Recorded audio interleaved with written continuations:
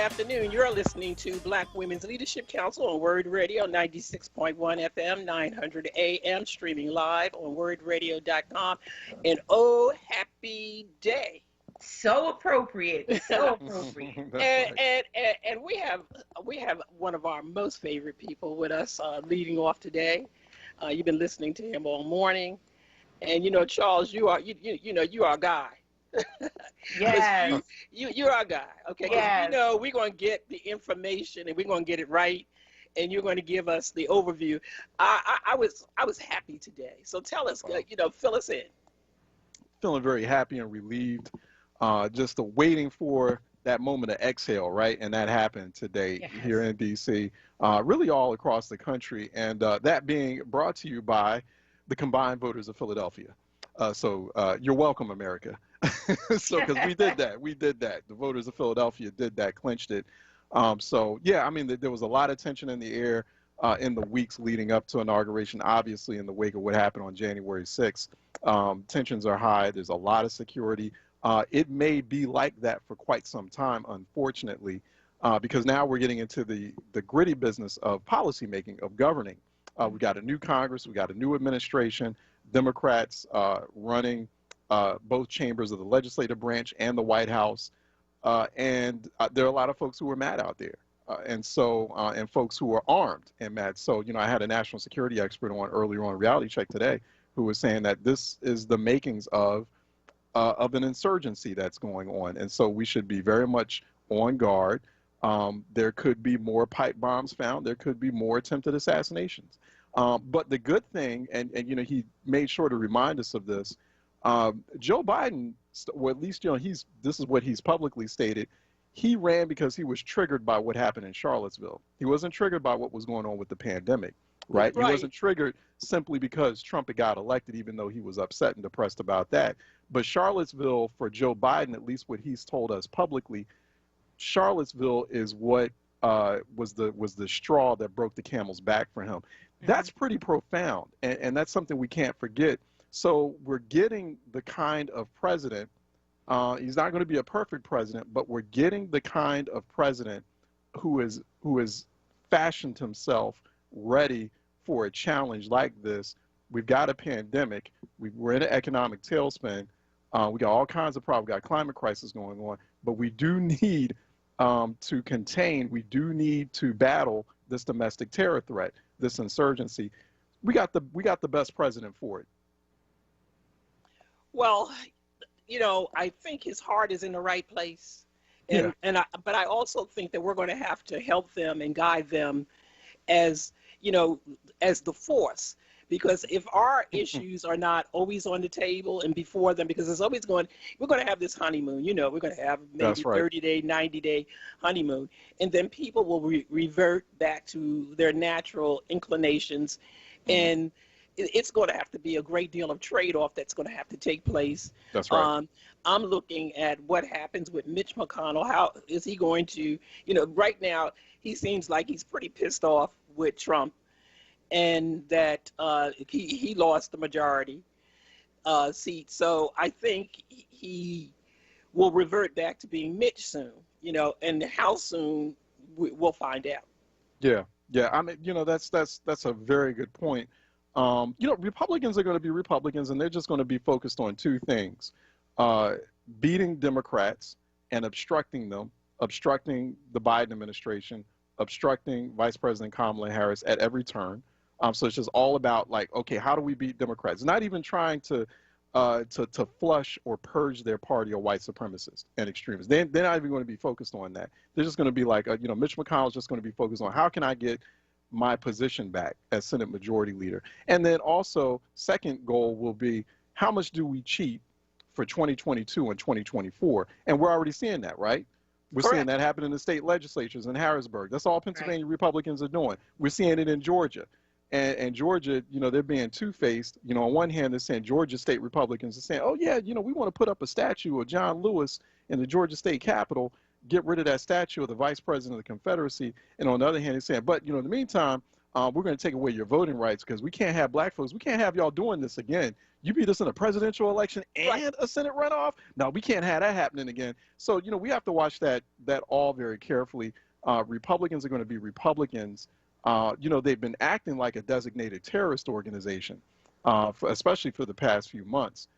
So really, if it were up to me, I mean, they'd be thoroughly investigated and constantly probed and potentially dismantled for operating in that way and for supporting this kind of insurgency that we're dealing with. But you're absolutely right. We're going to have to continue to put the pressure and the demands on this administration because everyone keeps talking about a return to normalcy. But the normal we had before all of this wasn't all that sweet. Right. And so, it's we don't need a return to normalcy just to get things to work and to work in the correct and equitable manner that we deserve, that we demand. I just kind of thoroughly believe that Democrats, they think that they can go along to get along. And all of this kumbaya, we're going to have peace with the Republicans. When you have the enemy on the mat, you keep them there. Yeah. And all of this, because they know that sooner or later, everybody's going to relax because they think change is happening. But as you said, they're busy working the state houses to put in regulations that will prevent people of color from being able to vote. And if we relax and think that, look, we got rid of Trump and we got rid of Mitch for a while and our job is done, we're sorely mistaken. Our job's not done. It has just begun. It has just begun. Agreed. I mean, agree. it's a happy day. It's a happy day. But just like you both are saying, we still have the pandemic. We still have this serious racial divide. We have the economy is in shambles. Crime is at an all-time high in most major cities. Our educational system is in shambles. Climate change is crawling up our backs. I mean, this is a moment to pivot, yes, to something better. But the issues that are on the table are so drastic and so important that we can't even afford to take a relaxation breath. We need to hit the ground running, and we need to hit these issues because they're that important. We don't have time to sit and bask in the sun and the peaceful change of power.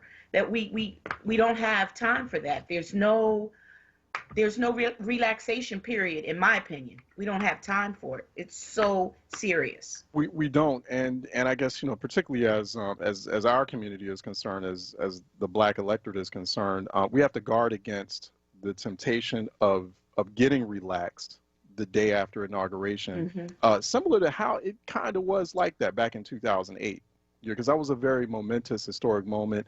Also, the nation was in the throes of a great recession, which really was a depression, and a lot of us we put our guard down, and we can't let that happen this time. Now the real work. Just before I came on here, with you two wonderful sister, and I was talking about how this is where the real gritty, hard, and sweaty work begins. That's where it continues. There are a lot of folks out there, even in our community, they don't like doing the hard, sweaty work. Nope. Y'all are like me. I love that work. That's the work I look forward to. I mean, really, the protest and the politics part, that's actually the easy part. Getting folks mobilized and getting them to come out and vote and get your winning candidate. Now's the policy making part. That's going to be hard, and that's where we're going to have to pay attention. So it's going to be really interesting to see. We're going to have that first address that Joe Biden is going to give before Congress. Typically, it's called the State of the Union, but it's kind of basically his first State of the Union before Congress. That's going to be coming up soon. It's going to be very interesting to watch Vice President Kamala Harris, how she maneuvers in this new climate. Because think about it, we've been having this conversation about how Biden was in the Senate for so long, and okay, well, what are his relationships like with folks in the Senate? But he hasn't been in the Senate for over a dozen years.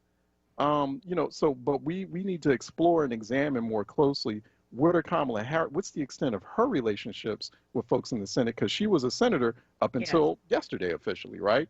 Yeah. So I think that's very important. And I think that a lot of those relationships, she's going to surprise us. You know, one thing about her, she holds her cards very, very close to her chest. She doesn't she's a very good poker player, I think. You know, behind that smile and that laugh sometimes. I love it. It's a lot of shrewd calculation going on there. And I love it too. And I think that people, there are a lot of people out there underestimating her. I see a much sharper Kamala Harris than I did during the Democratic presidential primary. I think she learned some good, solid lessons from that primary run. And she's utilizing those lessons now as vice president. Because she's already said, hey, listen, I need y'all to work this out. We need to figure out how to get policy passed without constantly leaning on me as the tiebreaker. I'm not going to be the black woman here, like constantly saving y'all. And she's correct to say that, because as vice president, she also needs to set up a foundation for herself for a run in 2024. And if she's constantly holed up in the Senate waiting for a tie-breaking vote, she's not going to get that opportunity to become more familiar with the American people, to be able to travel globally and get to know world leaders. So people have to this is the first day of Kamala Harris's presidential campaign in 2024, because Biden's probably going to, he's just doing this. He's already said it. He's just going to do this for one term. So yeah, no rest or relaxation. None. No rest. What do you think about Jamie Harrison going to the party, and what will that do? Right. I'm a big Jamie Harrison fan. We interviewed Jamie Harrison in South Carolina State back in October before the pandemic hit, live on this program. I really had hoped that he'd win that Senate seat in South Carolina, but South Carolina is South Carolina. Right. And that's why Georgia surprised me. You know, Jamie Harrison just didn't have a Stacey Abrams in South Carolina. Absolutely. He needed a sister. He needed a sister. Right. He needed a sister. And he could have did it. He could have did it. Right. And but I think Jamie Harrison Jamie Harrison knows how to raise money, especially on a national level. Most of the money. And he was before Georgia, he was the record-breaking fundraising Senate candidate. So I think he raised about a combined $80 million for his Senate campaign against Lindsey Graham. So most of that money came from national sources. That's what you need. You need like a good fundraiser, national fundraiser. Jamie's very dynamic. Jamie also is from South Carolina, and Jamie was very focused on black demands and concerns in a state that's full of black people, but also full of black people who are struggling. And he was really trying to fashion his campaign around those struggles. In a real vivid way. Like he would do clever things, like, you know, instead of doing traditional fundraisers for his campaign, he would go into a particular town or county and say, hey, what do you all need? You need more school books? You need more food in the pantry? What do you need? Okay, let's do a fundraiser for that. And then, you know, people who are donating to my campaign can match funds to put food on your pantry shelves or books in your school.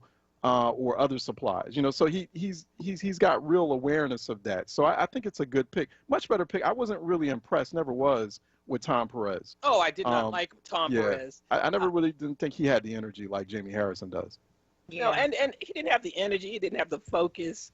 No. And a lot of people wanted to walk from the party. If we hadn't been in such a dire straits with the Trump administration, people were like, I'm sick of the Democrats. I'm just sick of the way they organize. And you know better than I do that he was having a little problem at the headquarters about his treatment of black women. Right. That's right. I heard about some people told me about that. You know, Yes. So there's gonna be some real challenges for Harrison. You know, in terms of you got a party that is somewhat fractured on some levels, not as fractured as the Republican Party is right now, but it's real hard. Democrats always have a tougher job than Republicans.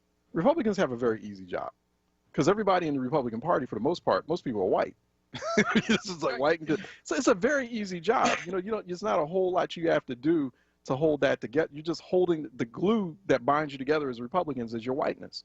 For Democrats, much more difficult and challenging because you got all these you got like a dozen different interest groups and different demographics, and you got to all hold it together so you can win the next big election, either statewide or national.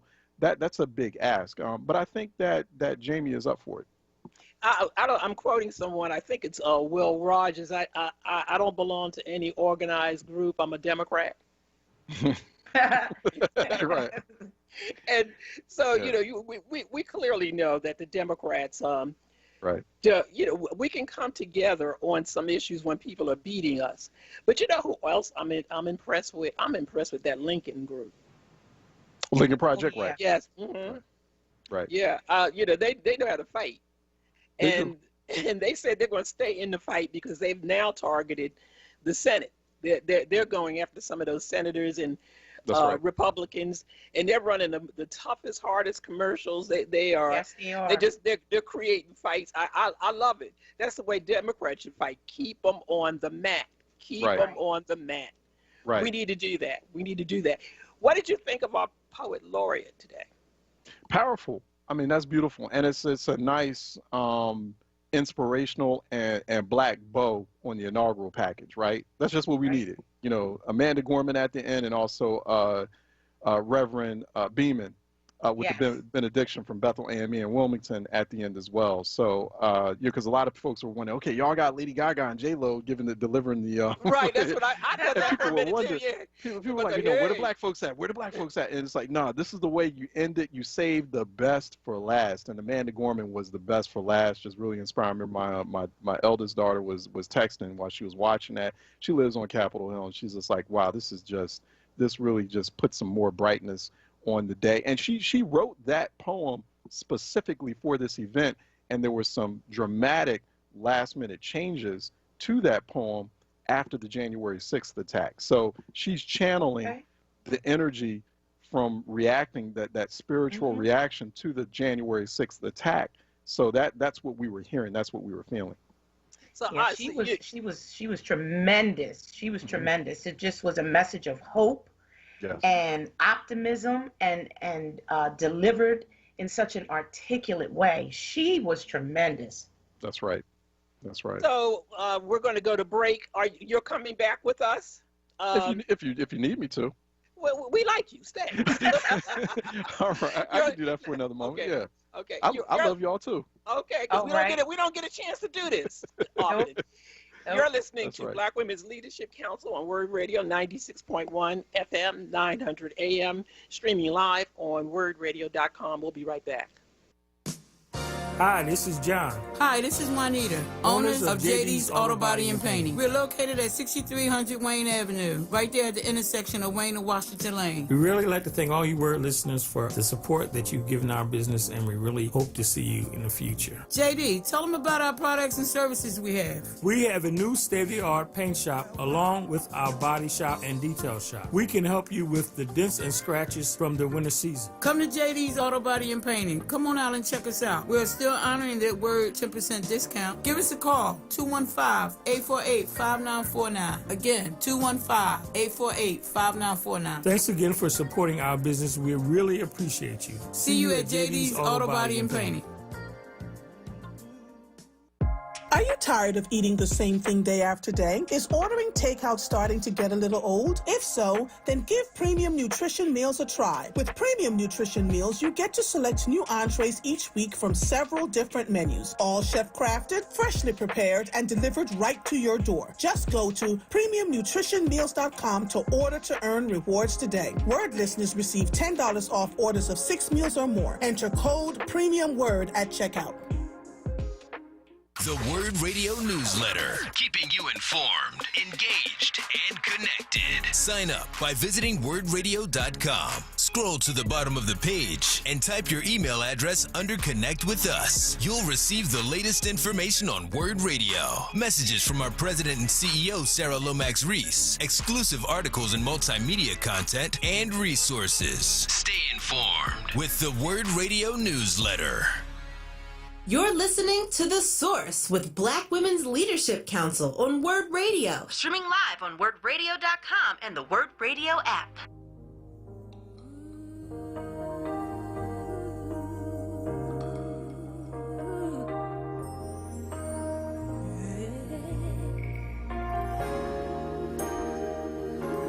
Whatever you want, whatever you need, anything you want done, baby, I'll do it naturally.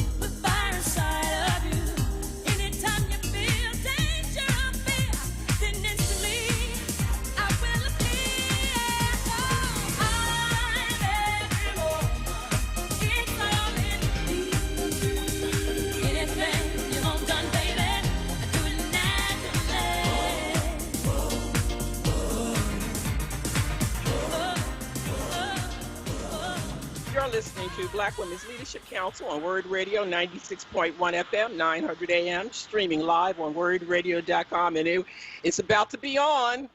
Okay, we got Ernest Owens along with Charles and Rita. We know it's about to be on, and we didn't want to lose Charles because we want to talk about this stuff. So, Ernest, welcome. Well, what was your thoughts? Hi, Ernest. Hello, hey, everyone. Happy New Year. Thank you. Happy New Year. Thank you. It was I just, listen, I just tell people the real work begins now. The real work begins now.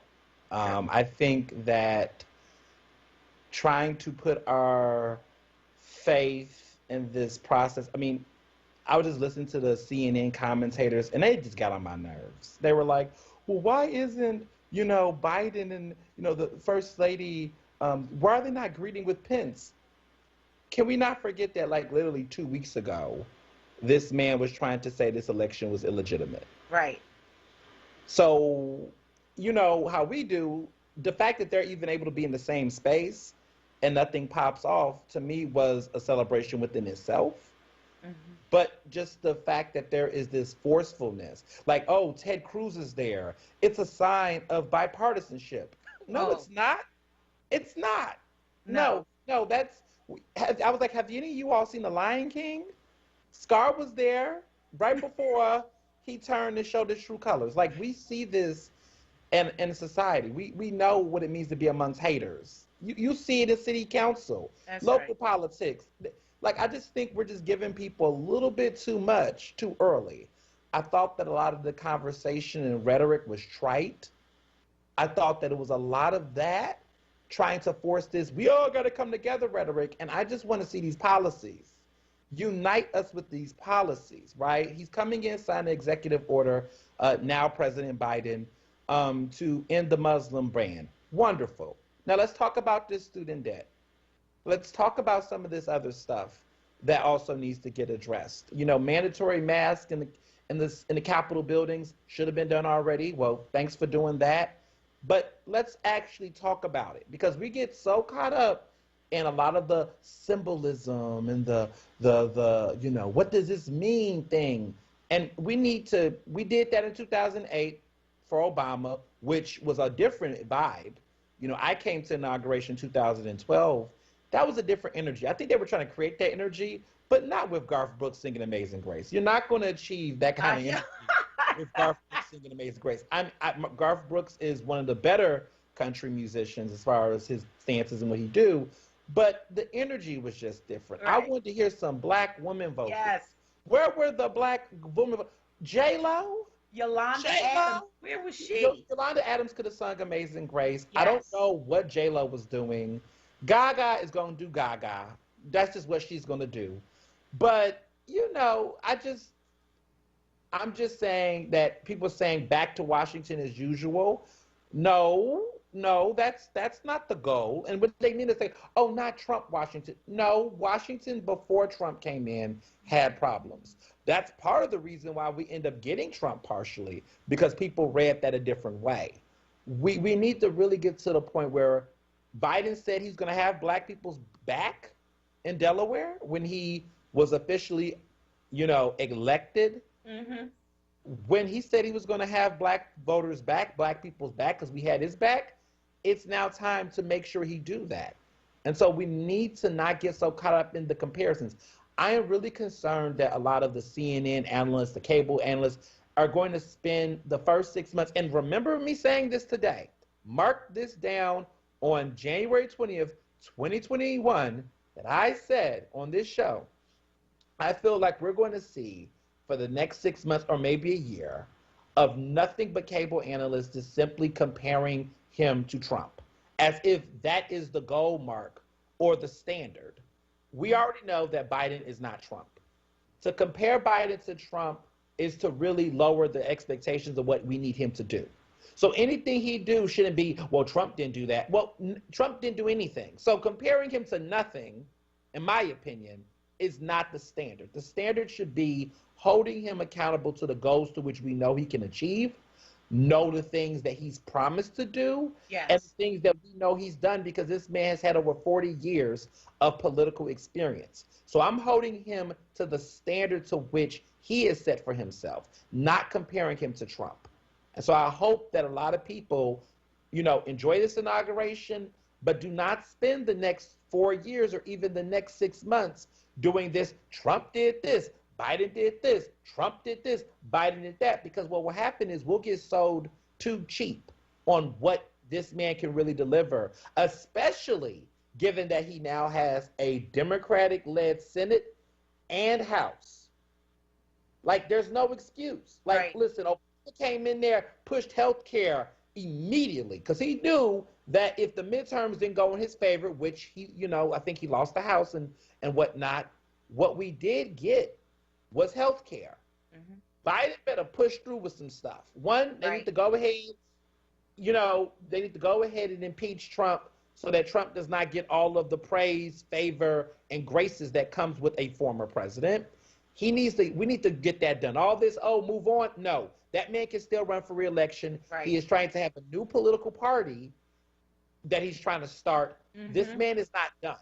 So to shut that down, they need to go ahead and go through this inauguration. They have the votes. It needs to get done. They need to push these things that they already know that Republicans hate because they have the power. All this bipartisanship stuff, I really want us to abolish the word bipartisanship out of our lexicon, because I think people don't even know what bipartisan means anymore. Mitch McConnell going to the church with Biden was not bipartisanship. It was just a snake that went into the church that did not hiss. It was not an actual bipartisanship effort. So let's do this. You have filled the plate, and we got to get some comments here. And so both Charles and Rita, what do you think about Ernest's position? Just some good points, some cogent points there. And you know what, you can't have bipartisanship if one side of the political coin is not taking any action to purge itself or to cleanse itself of extremism and white supremacy. You know, like I was saying earlier, the Republican Party right now is operating as a designated terrorist organization. So, you know, how do you operate? How do you then try to move forward or pursue a bipartisan environment? Now, at the end of the day, folks have to craft policy. They have to govern. They have to get things passed. And that's going to require votes from both sides of the aisle. But yeah, Democrats are going to have to be very aggressive and relentless on both offense and defense here. And the Biden administration, along with, and that includes Vice President Harris, they're going to have to create sort of a Marshall Plan on a number of crises that are taken. So I think it's both short-term and long-term goals. I mean, the short-term goals are the crises that are in front of us: coronavirus, economic tailspin. Obviously, you know, we've got frayed foreign policy relationships, and we've got also geopolitical rivals, climate crisis. Big, I mean, the world is burning literally in front of our eyes, and so there has to be some action on that. Those are short term, and so, you know, he's putting out this already this battery of executive orders on, and including, well, you know, just a moratorium right now on student loan payments, but then that goes to the long term, which is bold Marshall Plan like FDR like Lincoln-esque action, whether it's cancellation of student loan. It's also going to have to be, I think, the black agenda, and this is where the black political class has to come in, and they're going to have to be relentless on offense and defense and making those demands and keeping those pressure points on the Biden administration and on this new Congress: health, wealth, and education. Health, wealth, and education. We have to be crystal clear about exactly what it is we're demanding, and we have to be unapologetic and uncompromising in how we want that all to come to fruition. And so you can't do that when you're trying to have a kumbaya moment with insurgents. I mean, we just had a national security expert on just about a couple hours ago who is like saying, you know, this what we saw on January 6th was the beginning phase of an insurgency. That's how it plays out. And so I'm slightly hopeful because you got someone with a much different mindset on the threat of extremism and domestic terror than the previous president. But yeah, people should be concerned, you know, when the calls for unity are drowning out the calls for good, equitable governance and holding people and accountable governance. People need to see that accountability. What use in having a constitution if you're not going to enforce it, or rule of law and law and order? So there are people that are sitting in Congress right now have no business sitting there, who had organized this insurrection. And so, another thing too is that how can we have unity when not everyone's on the same page about America's historical narrative? Everyone's got to be on the same page that, hey, there's some very ugly truths about America we all have to accept, we all have to be aware of. It started off as a slave nation, enslaving people, and it continued. So hopefully, really what we need to see is like a second Reconstruction moment in the aftermath of this inauguration, of this election and inauguration. It's still too early to tell. It remains to be seen, but it's not even just about hoping. We've got to do the sweaty work of pressuring people to keep that going, to keep that momentum going, so this can all crystallize and shape into just that. I definitely agree, Charles and Ernest and Joanne. This is not just a kumbaya moment, and it can't turn into a kumbaya moment that morphs into 120 days of kumbaya and this bipartisan unified front that the media wants to put forward today. Because like you said, 2 weeks ago, there was an insurgency that tried to take over the Capitol and take over the administration. So you can't put that aside and not deal with it. We have to hold Biden and his administration accountable to the agenda that he ran on and what he was elected to do. So he has his opportunity now to move forward in a moment of strength, because I think the country is looking for that. They're not looking for the same old thing, and Biden is not where he was 8 years ago, 12 years ago, when he was with the Obama administration. It's a different time. A lot has happened, and he's got to step up to that moment. This is his moment, but what is he going to do? And how is he going to categorize the moment for himself? What is he going to give to the issues like the pandemic, the economic stimulus? We're all looking at those things. Those are things that are not going to go away. Those, like you said, Charles, are the short-term issues he's got to address. He must address the pandemic, the economic stimulus, the mask mandate, the vaccines, the debacle that's the vaccine rollout. He's got to do those things in the short term, but they have to be tied to his long-term goals. And what are the long-term goals? So, Rita, when we come back from commercial, because we have to go to commercial. Okay. The issue is we can have a laundry list of things that he can do by executive order, but the real problem is the legislative agenda. You can't get past that. You're listening to Black Women's Leadership Council on WURD Radio, 96.1 FM, 900 AM, streaming live on WURDradio.com. We'll be right back. This wellness vignette is brought to you by Keystone First. WURD Radio presents the following wellness tip to support our listeners with mindfulness and motivation as we continue to navigate the pandemic together. Hi, this is Helana, your resident health and wellness coach, with tips to help you stay well. Today we're going to talk about the importance of lifelong learning. So what exactly does that mean? Ideally, we continue to expand our worldview by not only teaching what we know, but also by being a student of life. When we allow ourselves to learn new things, we create synapses in our brain that keep them fresh and active. Lifelong learning can look like this. Number 1, read a new book or article every week on a topic you wouldn't normally choose. Number 2, have a conversation with someone from a different background. Number 3, watch a lecture or video online about a current hobby to dive deeper. We sometimes think lifelong learning means we have to go back to school in order to learn something new. Well, this simply isn't true. By staying open to learning new things every day, we can support our overall state of wellness. Go ahead and try. Stay well with WURD. Happy living. Stay well with WURD. Connect with us at WURDradio.com. This wellness vignette was brought to you by Keystone First. This is not a fad for us. We will not resume our regular programming when things die down. We're not black to help our bottom line or because it's politically correct. We're not joining a fight. This has been our fight, our message, our people. Black lives have always mattered here. We are undeniably, indefatigably, unapologetically, permanently black. Talk Media. WURD. You're listening to The Source with Black Women's Leadership Council on WURD Radio. Streaming live on WURDRadio.com and the WURD Radio app. It might seem crazy what I'm about to say. Sunshine, she's here. You can take a break. I'm a hot air balloon that could go to space. You're listening to Black Women's Leadership Council on WURD Radio, 96.1 FM, 900 AM, streaming live on WURDRadio.com. We have Cliff coming up, and then we really do. I want to ask each of you about the Senate seat that's going to be up in Pennsylvania, Toomey seat, vacant. Because if we're going to have anything done, we have to control the Senate, and we got a tie there, and there are some opportunities, and so. Since we live in Pennsylvania, we're in Pennsylvania. Let's talk a little bit about it. But first, we're going to go to Cliff from Connecticut. And thanks for taking my call, ladies. I'll be brief, get right to the point. First, I want to give respect out to the sisters.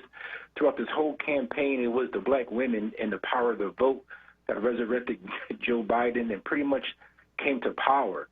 So, of course, I wanted Stacey Abrams to be the nominee for the presidential vice president. But, nevertheless, we have Kamala Harris. So, I'll stick with the sister, even with her white husband. But nevertheless, we'll go with that.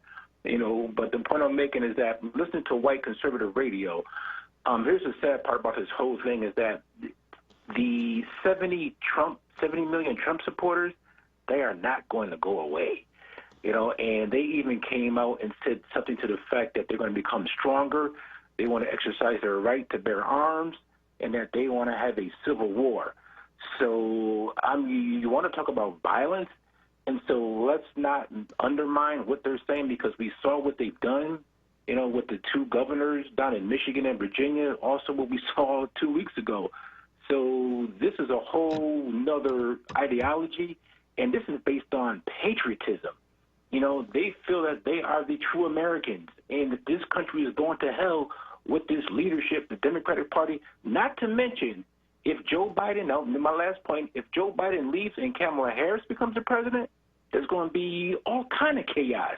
So the point I'm making is that racism is still pervasive and alive and well. It's in the fabric of this country, and these Trump supporters are not going away. They're even talking about having a third party, the Patriarch Party. Now, these are coming from white people now on radio confessing and telling what their agenda is. So believe it or not, this is what's coming from them. Thanks for taking my call. I'll listen to your response. I'll hang up. Thanks, Cliff. Anybody want to jump in on that? I will say this real quick. Much respect to Cliff. It's good to talk with you, brother Cliff. But black folks are going to have to get really serious and down to brass knuckles here.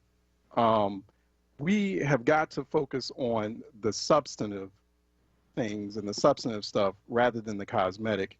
That's Kamala Harris's business if she has a white husband. And I know a lot of folks are in their feelings about she has a white husband. Oh, she's West Indian. Yeah. Doesn't matter. I want to know, we need to get down to the serious business. The serious business is, how is she going to use that tiebreaker vote? What is her agenda? What is her platform? Even though she has to play a supporting role as vice president, how is she activating relationships that she's had in the Senate? Because remember, Joe Biden has not been in the Senate for over a dozen years. Kamala Harris just left it. She has relationships. She has to use that to get things passed. Those are the things we need to focus on. Maybe it's just me. I'm more of a serious kind of cat, but that has nothing to do with anything or the price of bread or the increasing cost of living.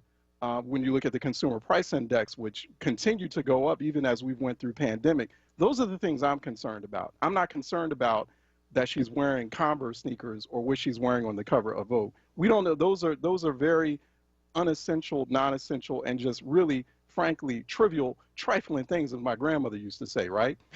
We need to focus on the real, and we have to know once again, what is our agenda? I have no sense from the combined unified black political class that we even know what black people's agenda is. But we worried about who Kamala Harris is married to. I need to know that. I need to understand that. What is our combined, to me, it's health, wealth, education. It's structural issues. It's not who someone is married. That's her personal business, and that's who cares. But I just caution people on that, because we need to. This is what we talked about. Like you went into Senator Pat Toomey's seat. We've got to keep our eyes on the entire field here. So it's not just keeping an eye on what's happening in the White House or on Capitol Hill. What's happening in these various battleground states, like Pennsylvania, for example. What's 2022 going to look like? Look, Democrats lost an opportunity to retake the state house in Harrisburg, both the state house and the state senate. That was one of those legislative chambers, and potentially the Senate, that could have been flipped in the country. It didn't happen. So, now we're left with very belligerent and insurgent Republicans in Harrisburg, too. What are we going to do about that? How are we going to fill Toomey's seat? Because not like Toomey was a great senator for black folks in Pennsylvania or black folks around, period. Those are things we really need to focus on right now. It's real clear. Mm-hmm. Not only did the Democrats lose the state house, the seats that they could have had in both chambers, they lost the treasurer's seat. They lost that. That was the first time in a very long time, and we contend that should have been Nina's seat. Nina should have been right. there. Yeah, that's right. Yep, and what has happened? It is the way that it was a trade-off with the Republicans not to list that you're a Republican or you're a Democrat. A lot of our folks didn't know who was who when they went to vote. Mm-hmm. They had no idea. The Republicans knew if they got that on the ballot that they would win, and they did.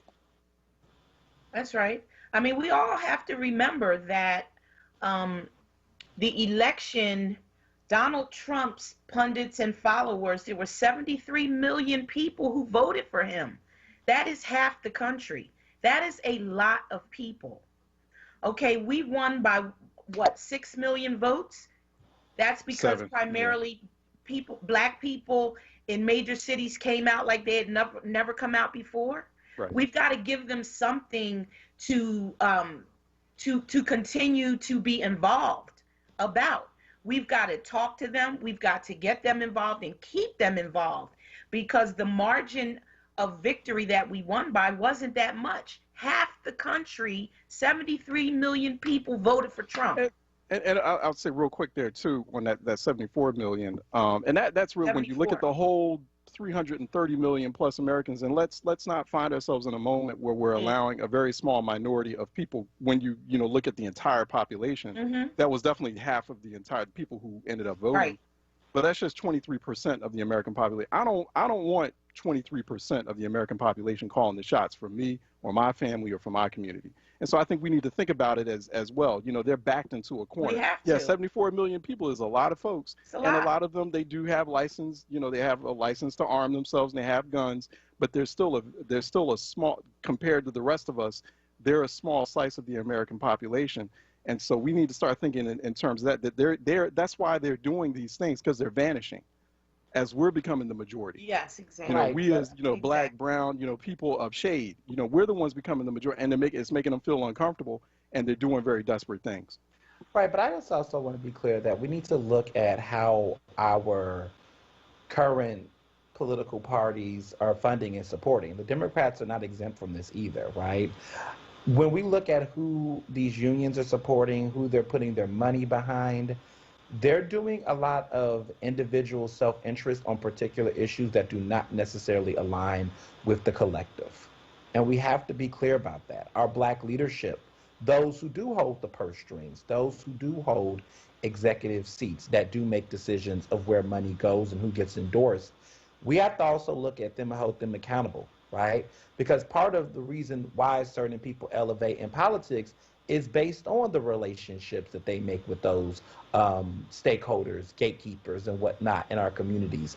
And it's very frustrating as a journalist that I will see some of these people get on Facebook and make these questions and say, well, why don't we have this? Why don't we have that? But then when I look at who they endorse and where their money goes, it pales in comparison. And so, for example, there was a conversation on Facebook with a union man who's been on this show and other shows and on WURD, who talked about why Pennsylvania couldn't be Georgia. And I said, are you serious? I said, well, first off, where's our Stacey Abrams? Where are our grassroots groups that you all are uplifting, that are doing the voter outreach? Right. Where are the elevation for Black women in Pennsylvania who are doing leadership and holding elected officials accountable? Where are you amplifying their voices, their platforms to lead these conversations in electoral politics? Why are we in rooms in 2021 still seeing a bunch of bald old men make decisions about who was going to lead this Commonwealth? And so until you do that, then you cannot even compare nor have a conversation about anything that Pennsylvania is going to do. Because to be honest, there's a lot of people, again, who they see those victories in Georgia, they see these achievements across the country, and then they look to Pennsylvania and they'll have that, well, why can't that be us? And it's like, well, where is your money going? Who did you support? Who are you backing?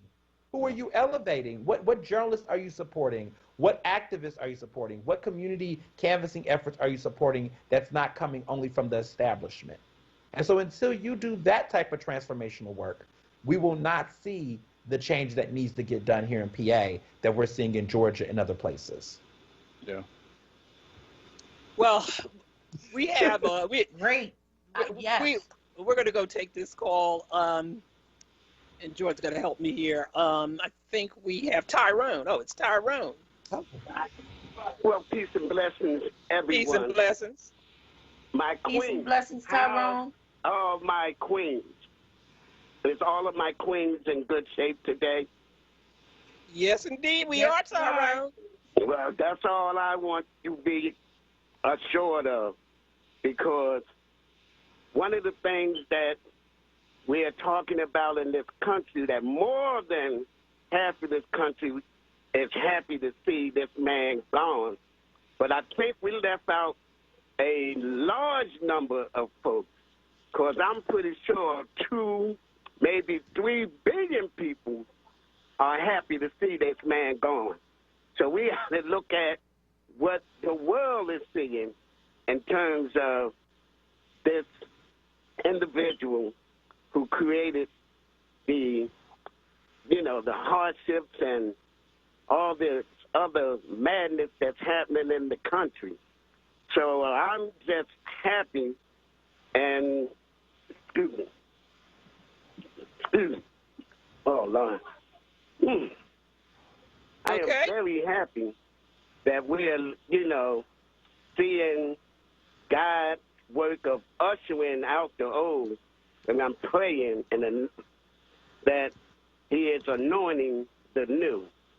But, Brother Charles, I'm so glad that you're on, because yesterday when I spoke, one of the things that I wanted to mention and didn't mention, that one historical note that we have to always remember, that McConnell, for 10 months, did not even hold session where President Obama, the nominee for the Supreme Court, could not even come up for a vote because he would not even hold session for it. And he rushed in less than a month, hit. So even though Trump is out of here, but one of the things that we are left with, that not only did he nominate 3 Supreme Justices, he nominated over 300 federal judges. So we still got a lot to contend with, and I just want folks to be reminded of that. So thank you for allowing me to share. Brother Tyrone, thank you. We have a local problem with judges. We got a party that we have some appellate. You better tell him. We got appellate seats coming up. Yeah. And the party, including people who look like us, are falling in line and not putting up and not getting behind these black people, judges, whether they're women or men. And we're right in the precipice of the plantation politics again. Yeah. With playing those games. And that's how we get it. We can't sleep these judicial races at all, not at the local level, not at the appellate level. And we have a Supreme Court position coming up, and I am told, don't know for sure, but we'll be doing my own investigation, that there are some people, some ward leaders, telling some of the people who want to run, some of the black women, not to run, and I'm not going to support you. I will tell you that from what I have gathered on the reporting end is that there has been a lot of conversations where people are being asked to run for other seats outside of another seat. I will say that a highly qualified person that could have went against Krasner, who I thought would have been phenomenal for the position, was basically encouraged to run for Attorney General after Shapiro finishes their term. And what I hate a lot about this is I was thinking about Dr. King, on Monday, about the urgency of now, and that too often black women and men and people who are from the community that have the respect are oftentimes being told to wait, as if we know what's going to happen in the next 2 years or 3 years. We let these people ruin our system even more so that the mess is stronger for us to clean up when we get there. Why are you telling someone to wait for a job that needs to be done now? And that's what I think about. I'm the president of the Philadelphia Association of Black Journalists now. I've officially started my term. Congratulations. Hey, congratulations, Ernest. Thank you. I'm one of the youngest presidents they've ever had. I'm 29, and it's been fun. But the decision to run was that I said the time was now. I wasn't going to wait 2 more years. Right. What black journalists need, the black press need, is people who are entrepreneurial, people who are free, people that can advocate openly and unapologetically for black journalism and for black people in ways that many of our brothers and sisters who are not in black-owned media or not independent can't. Yeah. And we needed that. And I wasn't going to wait. But it takes a level of courage. It takes community effort to tell people to keep going, right? To do it, and that we'll have your back, and we'll rise above it. And we've seen that happen in certain races where community said, "We got you." Ernest, we gotta go to break. I'm sorry, I have to go too. Okay, well, everyone. We appreciate Thanks you so much. having done it. Good seeing everyone. All right. Good seeing you, Charles. Thank you, Charles. All right. Peace. You're listening to Black Women's Leadership Council on WURD Radio, 96.1 FM, 900 AM, streaming live on WURDradio.com. We'll be right back. Did you know you can use LIHEAP to pay your PICO bill? Last year, PICO customers received almost $17 million in free LIHEAP support. This year, take advantage. This deal is first come, first served. Apply now. Call 800-34-HELP-4. Tune in this Saturday at 3 p.m. for the Friends of Farrakhan show, understanding the ultimate truth of the knowledge of self and the knowledge of God. I would like to play a little tune I just composed not so long ago. Hey family, do you like hearing the best jazz selections aired by 3 of the best jazz announcers in Philadelphia? Well, tune in to 96.1 FM, 96.1 FM, and 900 AM, WURD Radio, independent black media for Freedom Sounds of Jazz. Freedom Sounds of Jazz. Hear Freedom Sounds of Jazz 10 p.m. Fridays with your hosts in rotation, Aquila, Jonathan Bay, and David Fritz. That's 10 p.m. Friday nights on WURD 96.1 FM and 900 AM, independent black media. This is WURD Radio, 96.1 FM and 900 AM WURD Philadelphia. Independent black media. You're listening to The Source with Black Women's Leadership Council on WURD Radio. Streaming live on WURDradio.com and the WURD Radio app. Sun in the sky, you know how I feel. Breeze drifting on by, you know how I feel. It's a new dawn, it's a new day. It's a new life for me, yeah. It's a new dawn, it's a new day. It's a new life for me. Ooh, ooh, ooh, ooh.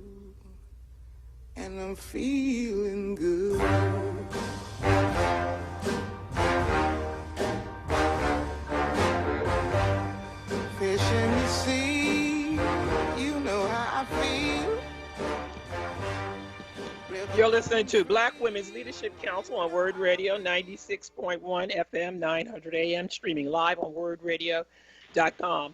And we're back. And so, you know, much of what we've talked about, Ernest, and this is something that the Black Women's Leadership talks about a lot, and more in particular, Emma Chappelle and myself, is that no community survives if you can't transition. And if you can't transition the younger talent and people, then we can't survive. And sometimes that message gets pretty hard for some people who don't want to let go. And part of not wanting to let go comes from not ever really having. And when you don't really have something and never really realized your dream, you always believe that at some point that's going to happen for you. And sometimes a realized dream for us in our community is to pass the baton. That's really, really important. Rita, your mic is not on. But the elected officials and leadership have to see that. They have to know that. They have to understand that that is also part of their role, is the transition, so that the community, as you said, moves on, that we survive, our community survives, and the issues that affect our community can be addressed. I mean, I commend Ernest, but this is not the first time that Ernest has come on the show and said, people said that you should wait. And why? Why should you wait? When the issues that we're dealing with, maybe it takes a younger mind, a younger energy, a younger idea and creativity, and not the old guard that's been there year after year with no new ideas and no new energy to bring to that position. So why should a younger leadership wait? If they have the energy, the wherewithal, and like you said, Ernest, the community backing to get the job done now, it doesn't make sense. And here's the blunt truth, and this is what we need, and this is a Philly-specific type of read, because other folks from other cities might be listening and say, well, that isn't, let me tell you what the issue with the current system is with that, is that too many of these people ruin their welcome in these seats where they end up getting out by scandal, right? The feds get them out, they leave in disgrace, they leave in chaos or mess. And what ends up happening is that makes it hard for them to actually find a successor, because the successor who they might want to put on is tainted by the legacy or the drama that comes in. So a lot of these individuals that I'm seeing in Philadelphia, when they're left in handcuffs or disgrace, where there isn't even a healthy opportunity to have a successor. So that's one problem. The second problem is that in this process that happens in this moment, because you did not invest in getting a successor or mentoring or allowing to encourage different people to try out for these things, then you get an insurgency of new faces and new people that people run to because they're fresh, but just because they're fresh don't mean that they're the best option. Right. But because you didn't come up with an alternative, the new option becomes all that these people go to. And so people are talking at the side of their neck a lot of times with these conversations, because I'll hear people say, well, we need to have new leaders. Well, where are the new leaders that you invested in? Then these new leaders come, right? And then they're like, oh my goodness, I don't know who these people are. They don't got this, they don't got that. Well, where were you for them? So we got to either we need to build a bridge, or we need to do renovations. We need to have some common understanding of a process. We have Brother Henry from, I think it's Henry from West Virginia. Oh, yes, it's Brother Henry. Hello? Henry? Yes, it's Brother Henry. Thank you so much for taking my call. I just wanted to make the point that the black vote saved America. And the reason why I say that, this goes back to what happened in South Carolina. You know, the Democratic Party was believe it or not, was in dysfunction, chaos until South Carolina, and there was a clear winner presented. And the same thing the 2020 election. If you look at Pennsylvania, which puts Biden ahead, the entire state is red except for two counties, Allegheny, which is Pittsburgh, and Philadelphia. Same thing in Michigan. The entire state is red except for Wayne County, that's Detroit. You go to Wisconsin, same thing. The entire state red except for Milwaukee County. So what we need to do is really get to the next step, which is holding this administration accountable through our elected officials, presenting a plan to deal with police brutality, urban redevelopment, reparation, and HSBCU. And that's the only way we have to do is hold these elected officials accountable and use them to be able to achieve our accomplishments through the administration. I don't care who's in the White House, but our elected official has to be presenting a black agenda plan that's going to assist us and help us. Thank you. Thank you. I appreciate it. I think the key word here is having an agenda, a black agenda, a common agenda that we can. So there's a national agenda and a local agenda with common threads between the two. But one of the things that we have not operated with is being organized to have any kind of organized agenda. Right. Which goes to some of the points that Ernest is making when you talk about, transference of power and passing the baton. You have to have a common understanding. And if you don't have a common understanding of what's important and how we achieve it, because what happens is that very often it's about the individual and not about the goal. And if we have a common goal to reach, and we all play different parts in that, we somehow can get to where we need to go. So before you answer that, we're going to take this call from George in Center City. Ladies, how are you? Good afternoon. Hi, George. Good afternoon. That's how you feel. Good. Listen, it's like if we look for the last 10 years, every time we go back, not we, because I don't get caught up in that. Every time you talk about going back and replacing, right? Everybody's in replace. You ended up with something worse. Then they say, well, they didn't mentor anyone or this or that or the other. And to the last 5 years, most young people didn't even want to be involved in politics. They wanted to go out there. They wanted to be activists. They wanted to be protesters. They wanted to make noise. And they never got anywhere. I mean, you go back 10, 15 years and look, and everyone there can vouch for this, is that how many of those people that was activists and made noise wanted to run for office? I mean, from when this council went down up to Kenny, they would always get the one who made the most noise, a contract or a job, and they was happy with that. I mean, it's just that simple. I mean, we get rid of elected officials, and we end up with worse than what we had. I mean, so I'm not for all that, they come in here, and if you look at all these people coming in from New York, all from over the country, come here and tell us what we should do and how we should do it. We've been here all our life, and we're happy with the way things going because you're getting done what you need to get done, and you have to be in a place for a while to understand how the system works to get what you got to get. Nobody's going to give you anything. Look at all those sorry state reps we got up there. I mean, they always say, oh, well, the Republicans is this and the Republicans is that. You know what I tell them, ma'am? Maybe we should get rid of you and get a Republican. Just like the rent. We brought it up on this show first, and then they all started lying. They couldn't even have enough sense to get a caucus together and say, look, we're all on the same page for this year. So Lisa Miller was one that got some of the money for her people. Sharice Screech, his staff was doing it, and he didn't even know he was doing it. So don't tell me about these people all the time, we're going to do this and we're going to do that. Listen, what you're going to do is try to get people who can service the district. All that other stuff, somebody always want a contract, somebody want a job. Hey, that's part of the game. That's the way it's going through. They talk about unions. If you don't have no money, you can't run for office. And so far, I put money in my interest, just like unions put money in their interest. I mean, look at the sorry school system.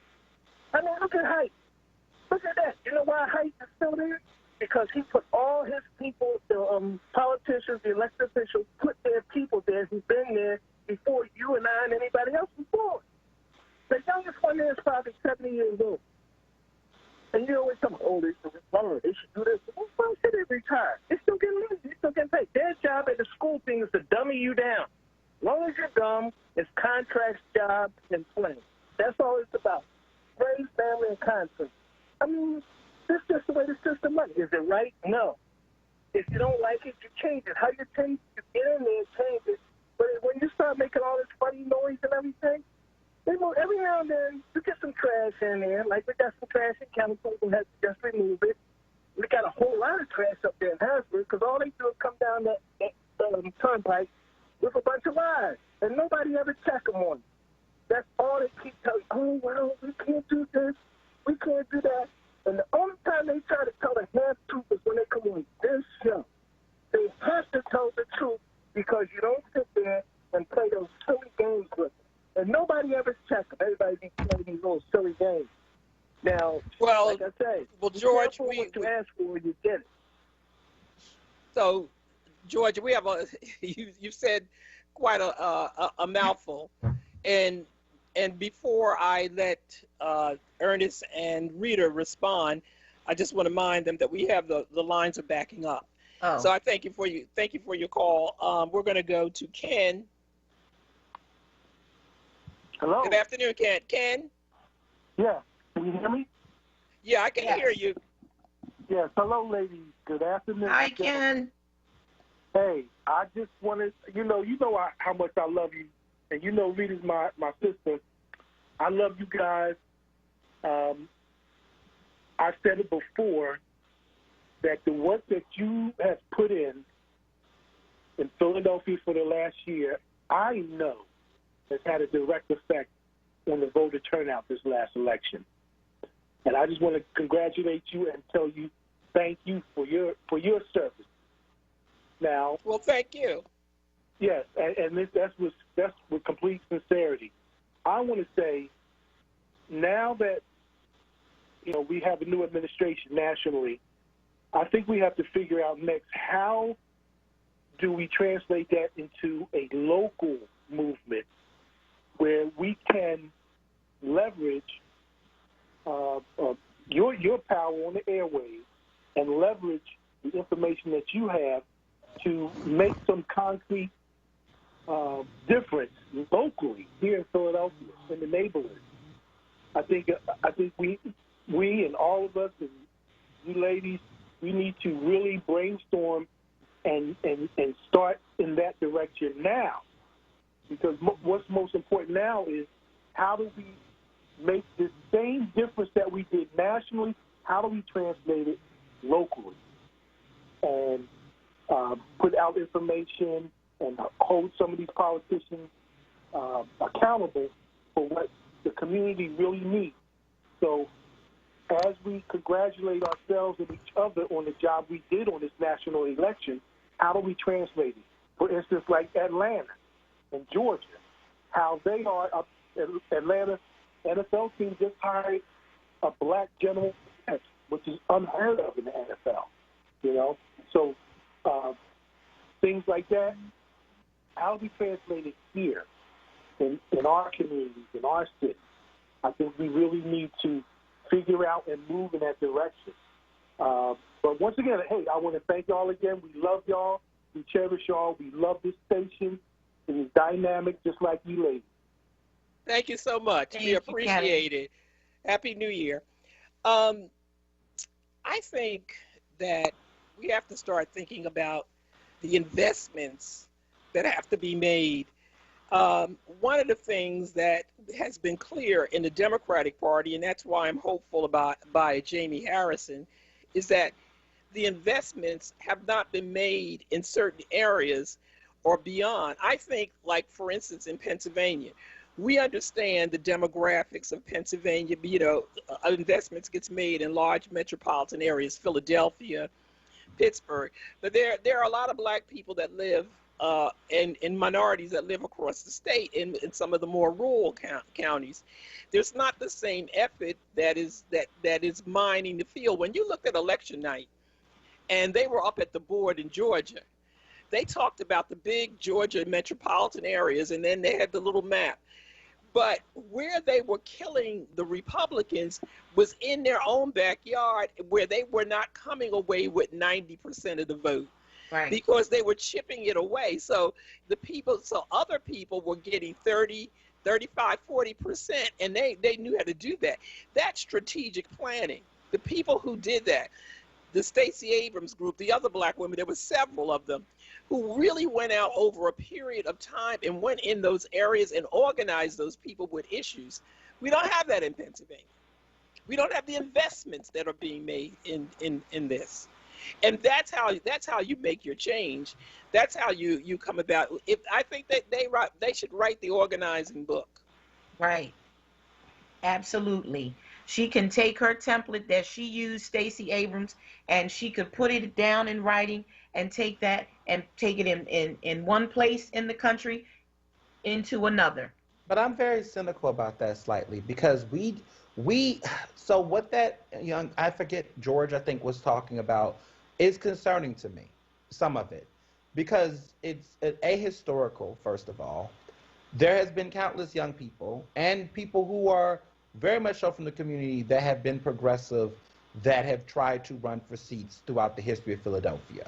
Mm-hmm. They got knocked off ballots, they got intimidated, they were pushed out, they were bought out, they experienced all types of things to not get their name on the ballot, or when they did get on the ballot, experienced a lot of voter suppression. There is voter suppression happening in Philadelphia. Yeah. They happen in these local elections, these races. We see them happening. Let's be clear, voter suppression isn't only the Jim Crow way. Voter suppression is when you exclude people out of candidates' forms. Voter suppression is when you don't note people on public documents and records that acknowledge that they are a candidate. It is in situations where you don't allow them to be in meetings to seek an endorsement, even if you don't agree with their politics. That is voter suppression. And that because it suppresses the voters and the public from getting an opportunity to hear from candidates. That has been happening in Philadelphia for a long time. A lot of Democrats have played into that game when it suited them, but when it didn't suit them, the game, that system he's talking about, has continued. And to be honest, Stacey Abrams' model would not work in Philadelphia right now unless, like I said, a lot of grumpy, old, bossy men, regardless of race, would get out the way. Because you give them because part of it is too. You give them far more credit than they actually deserve. Because let me say, hold up. You're giving them far more credit than they actually deserve.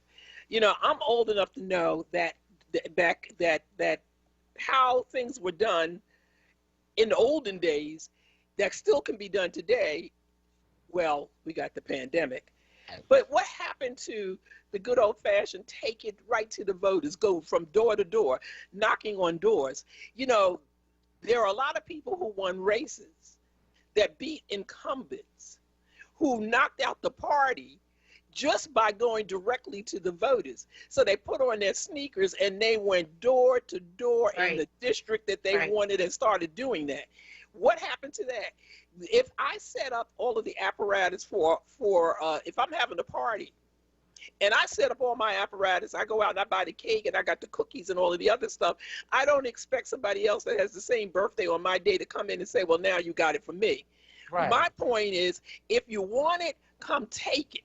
But you know what's crazy about that? And I have to keep it real because this is modern. We have to address the poverty. We have to address the gentrification. And I'm going to say something I've never said, but it really matters. A lot of these people who won those races lent on white people living in Center City that held their views to come into their neighborhoods to do the canvassing that a lot of black people were suppressed from doing.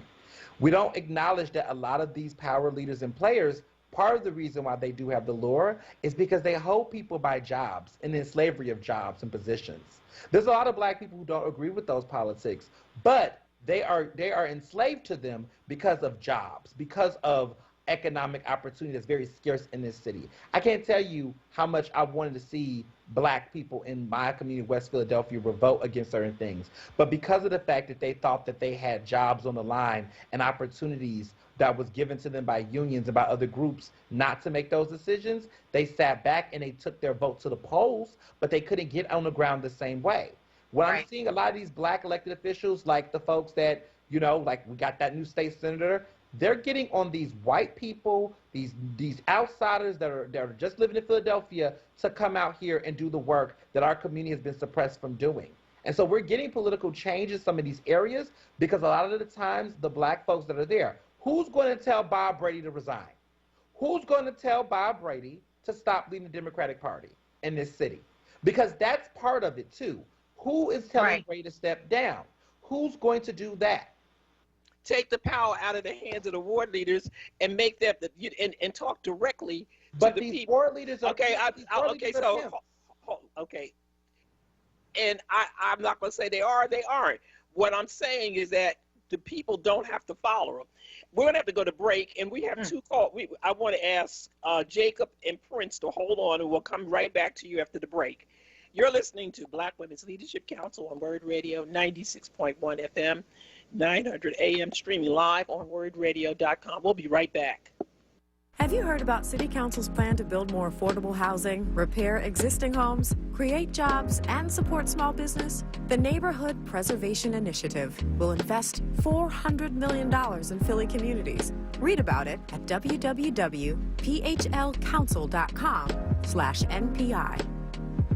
Announcing the Black Words Book Club, WURD Radio's new monthly conversation on books that explore the African American experience through social, economic, and environmental justice issues. Tune in the second Tuesday of every month on Evening Words with Nick Taliaferro, 4 p.m. till 7 p.m. The next book for February is Long Time Coming, Reckoning with Race in America by Michael Eric Dyson, a New York Times bestseller that traces the roots of racism from slavery and Jim Crow to police brutality. Be sure to listen live as Nick Taliaferro will hold a contest for a giveaway book bundle that consists of 4 titles from Kensington's Defina's Authors of Color's newest release. Don't miss it, February 9th on Evening Words with Nick Taliaferro. Attention for WURD members. Get your copy and receive a 20% discount when you purchase at Harriet's Bookstore or Hakeem's Bookstore. For more information on the Black Words Book Club, visit WURDradio.com. The Black Words Book Club is sponsored by Defina. Defina is an imprint of Kensington Publishing Corporation, America's independent publisher, concentrating on authors of color. You're listening to The Source with Black Women's Leadership Council on WURD Radio. Streaming live on WURDradio.com and the WURD Radio app.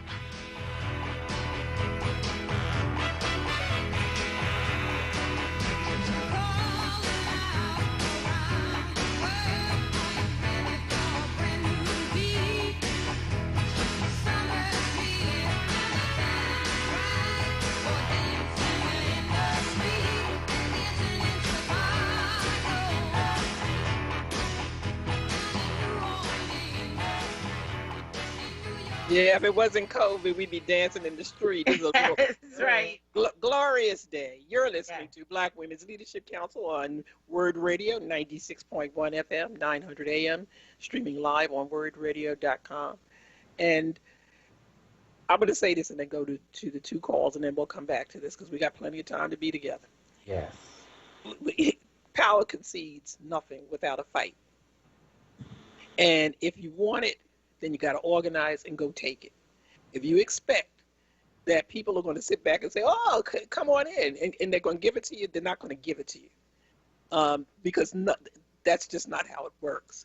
So if they organize a candidates forum, and it's their forum, if they organize and fight, prove your own collectivism, that you're coming together collectively. And, pretty soon, as it's happening every day, there are more of you than it's more of us. And if you can't leverage that and make it work, that's my point. Ken, we got Ken. Jacob from Alney. Hey, peace be unto you, my sisters. How y'all doing? Peace. Peace, Jacob. How are you? Oh, I'm blessed. Look, first of all, we got to start with what President Biden, I can say that now, said earlier in his speech. We can start with truth over lies, right? Trump is gone. So, see, and you know what? We give they too much credit. I keep hearing people use the old world order stuff. Yeah, they ain't going to let you do this. Oh, this ain't going to work here. But they. Man, look, I look at they like I look at the god Apollo. Apollo can't do a darn thing for us, and they can't do it. We, like you just said, we got to do it for ourselves, and this has been proven in this last election. But first of all, I want to congratulate women for being so consistent in their fight for human rights, because I remember sayings like, yeah, you just keep them barefoot and pregnant, brother, you know, in the kitchen, right? That was woman's part, you know? And y'all didn't take that lying down. Y'all got up and fought for what history was made today, right? Because yes, now it was. Gotta, yes. So we got to understand that some people got the combination to the old lock. The locks have been changed starting today, right? So let us stop looking back and seeing how things. Brady, oh man, come on, please. I mean, I guess he did what he had to do, but we could be hearing news that Brady don't even exist, you know. So let's stop giving these people credit. Let's be optimistic. Let's see the glass as half full rather than half empty. You know, I see people young and old waking up all over this place. And Ray Charles said, ain't that good news? Man, ain't that news. Thank you, sister. Thank you so much. We appreciate your call. I think we have Jordan. Who do we have next? Prince from Schuylkill. Hey, good morning. How are you? Good afternoon. How are you? Good afternoon. Good afternoon, Prince. Doing well. Doing well today. I think you're extremely right. I think it needs to get back to the grassroots, that people actually knock on doors and become engaged. And I think of two things. I think before young people start trying to remove history, they need to know the relationships. You know, I guess without Marion Pasco, there'd probably be no Sherelle Parker. You know, without Bishop Absolutely. Without Bishop Louise, there'd probably be no Morgan Cephas. And so without Bob Brady, who has fortunately or unfortunately buried and laid to rest a couple hosts that was on this station and supported this station when he was in Congress, I think you need to know the history before you start tearing up the fabric and blaming people that you didn't sit down and have coffee with. And I think that's devastating for us if folks keep reaching those kind of opinions without actually having the opportunity. Because you moved in West Philly, because you call yourself a millennial, doesn't necessarily mean that you hang on 60th Street with the Wheels of Soul. Doesn't necessarily mean that you hang out with the people in public housing who've been there and been through that distress. And you can't fix something without those people. You don't come in and arbitrarily, because you African American or because you black, think that you have a cure for a system that has been in place for quite some time. You know, and so we would like to work with everybody, but there's not going to be a young person that's going to come in and say, the same way that the city council, the new city councilwoman, she's talking about tiny houses, but she's not talking about ownership of those tiny houses. She's talking about doing what PHA actually already does, housing people in public housing without formal programs. And so PHA has formal programs. She don't have any formal programs, but she want to take our tax dollars and build tiny houses to house people in, with house people that are adjudicated minors inside of these houses with no formal programs. And so if there's an entity that already does it, like PHA, why are you asking us to pay twice our tax dollars? So, yeah, the millennium got energy, but if they have no direction, that energy is going to get quashed real fast and real soon, because guess what? You may see these people as old, but they still giants. And I think you can't not disregard that. So I think sometimes they speak out of tune, which leaves them out of the room. That's what I think. Now, I could be wrong, and I'll tell you, you know, live long enough. My mom would say, you live long enough, you'll find out. And so I'm not into the debate. So people like to get into the debate on who right and who wrong. But there's information to be had on both sides. So I can listen to you, you can listen to me. If I've lived long and I've experienced, I can tell you where that pothole is, or I can let you fall into it. So either way, if I'm big enough, I'm strong enough, I'm rich enough, I'm fast enough, it don't matter if you get popped up. I almost assure you you wouldn't compete or beat me. And I'll hang up and I'll listen to you guys, and thanks for taking my call. Thank you, Prince. Wow, thank you, Prince. Thank you, Prince. Okay, so I see Ernest's eyes up in the air. So Ernest, I just, for starters, Jamie Gautier, because that's who he's talking about. She's not a millennial. She's a Gen Xer. She's actually probably around his age more than mine. You know, this conversation about young people this, young people that, Amin Brown is in his early 30s, and he is a state rep in my district. He's the 190th. Before him was Movita, who we know what happened to Movita. Before her, Vanessa, we know what happened to Vanessa. Before he even got that seat, there were 3,000 special elections, and I guess before him it was actually Ronnie Green who had it for 5 seconds actually, but you know, she was only there for a special election. But before then, with Movita, she was the third person the party wanted to put up, because two of the people they put up was basically not in office. They weren't in the district. They didn't live in the district. Right. And so we see these systems, these ward leader systems, right, where these are supposed to be the volunteers, the people that work with committee people to get out the vote, and it's grifting. It's high level grifting. There is someone who is being speculated in my district, a ward leader, who they said tried to shake down AG Josh Shapiro.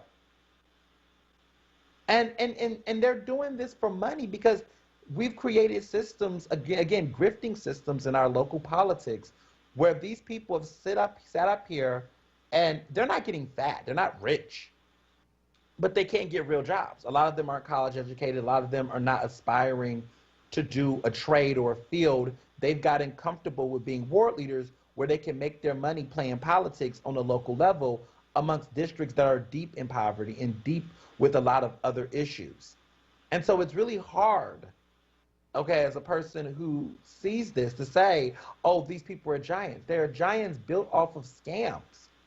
These people are not giants. Some of them, not all of them, okay, not all of them, like not all millennials, but many of them have held onto power built off of mounds of grifting in this political system. And so when we talk about ward leaders, right, we have to acknowledge that some of our ward leaders are elected officials, because our city has a dirty system where they've allowed elected officials to also be ward leaders. But we also have a lot of people who are getting committee seats by quid pro quo. And a lot of that corruption and a lot of that cash grabbiness that has happened in our political system and the cronyism that's associated with it is something that a lot of us don't have the time to maneuver. You say play the game, not you, Joanne, but the folks on this call that say this system and the system as it is corrupt. And so you people are mad at folks or complain about young folks that want to dismantle these very systems that have kept these communities a certain way. You know, the question one's connection to Westphalia blackness is based on being in 60th Street or whatever. Well, shouldn't we be tired that 52nd Street, which I go on to take the L often, looks the same as it did 5 years when I first moved here? The only difference is they got a white bank, but that those corridors with those black-owned businesses have not prospered, yet the same elected officials have continued to make the same promises to clean up those areas. Your mayor, your big white hope that you elected, didn't deliver it. He's somewhere hiding in a bunker somewhere with a pathetic excuse of a mayor who was lame duck, but you told black voters, oh, you know, progress will come, just wait on it. Well, we don't got time to wait. MLK said it best, we can't wait. And I'm not waiting. And if you are not willing to work with the new generation, the folks that are actually coming here, pumping money to keep this city alive and afloat, then you're going to see a new regime. And I know that doesn't sound great and uplifting, but the truth of the matter is that the work steps with older people stepping up. Be the bigger person. Young people can't be the bigger person, the mentee, the people that you require to pay taxes, the inspiration, the motivation, the subservient one, if we're not seeing people that have power, that have responsibility, that have wisdom, to give it up. You got to give it up. You got to put it on. You got to put it into the people, or you're going to see this existential cultural clash happen. Yeah, and it continues to happen throughout history. And you go back 30 years and you hear this, the people who were young talking about the people who were older. Yes. This is, through the times, this has been the same argument. But what I think in the African American community, which makes it something that we have to address, is because we don't see the progress in our community that a more cohesive community could deliver. We're going to go to Kenny in Albany. Afternoon, ladies. Happy New Year. And I will get Happy the New young man Year. that was just speaking. Happy New Year, Kenny. How are you? I am well. Good. I'm going to piggyback a little bit off of what that young man just said. Ernest, right? yes. Ernest, right? Yes. Jamie Harrison, okay, it's good that he's going to be in charge of the DNC. That's fine.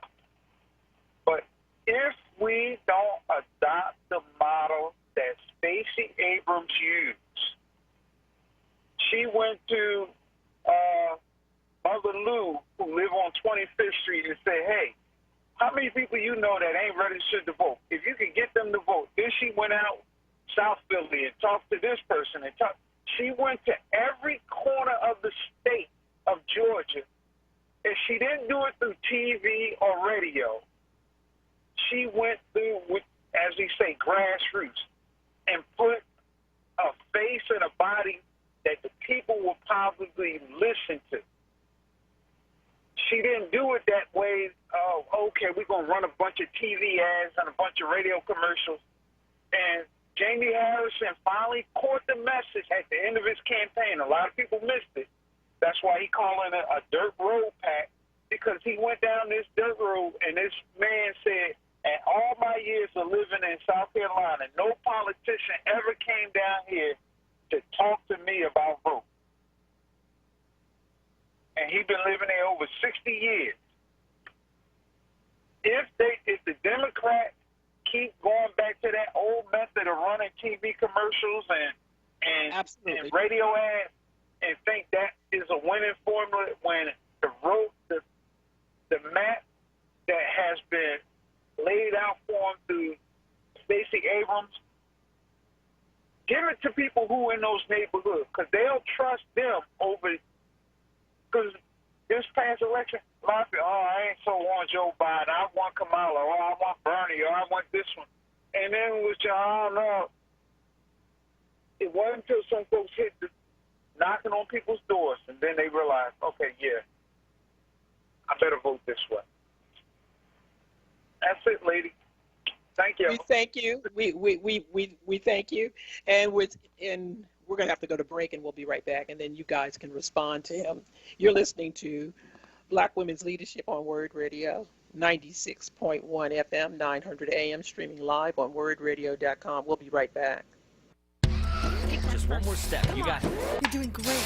This is the sound of a nationally ranked top rehabilitation hospital, home to the largest collection of robotics in the United States, where we continually exceed patient expectations, because no injury is too severe or too minor for our care. There you go. This is the sound of success. Moss Rehab. Challenge accepted. Want the latest in WURD swag? Check out the shop tab on WURDradio.com. Hoodies, tees, and more in a variety of colors. The shop tab on WURDradio.com. Show the world that you're all about black. Talk media. You're listening to The Source with Black Women's Leadership Council on WURD Radio. Streaming live on WURDradio.com and the WURD Radio app.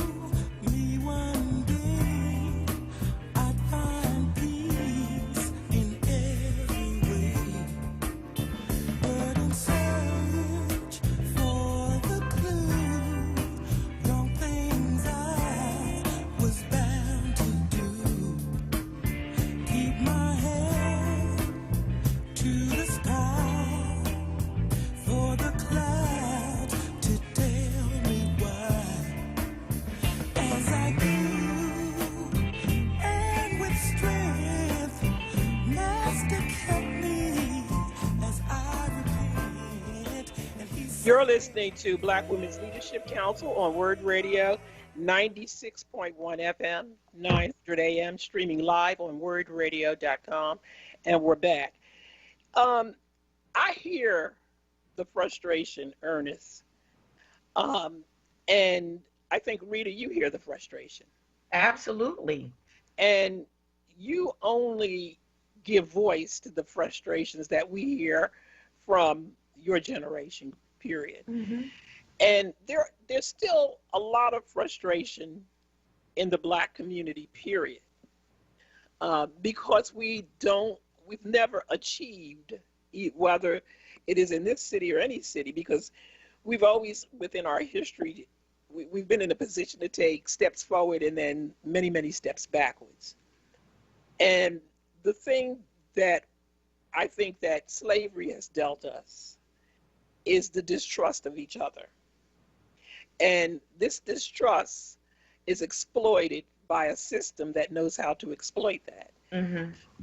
But I am hopeful because you exist, Ernest, because we're getting people who are more, in today's parlay, woke. We're getting people, really good writers, who are exploring these topics. Mm-hmm. You know, several years back, I think maybe 7 years back, I fell in love with Ta-Nehisi Coates.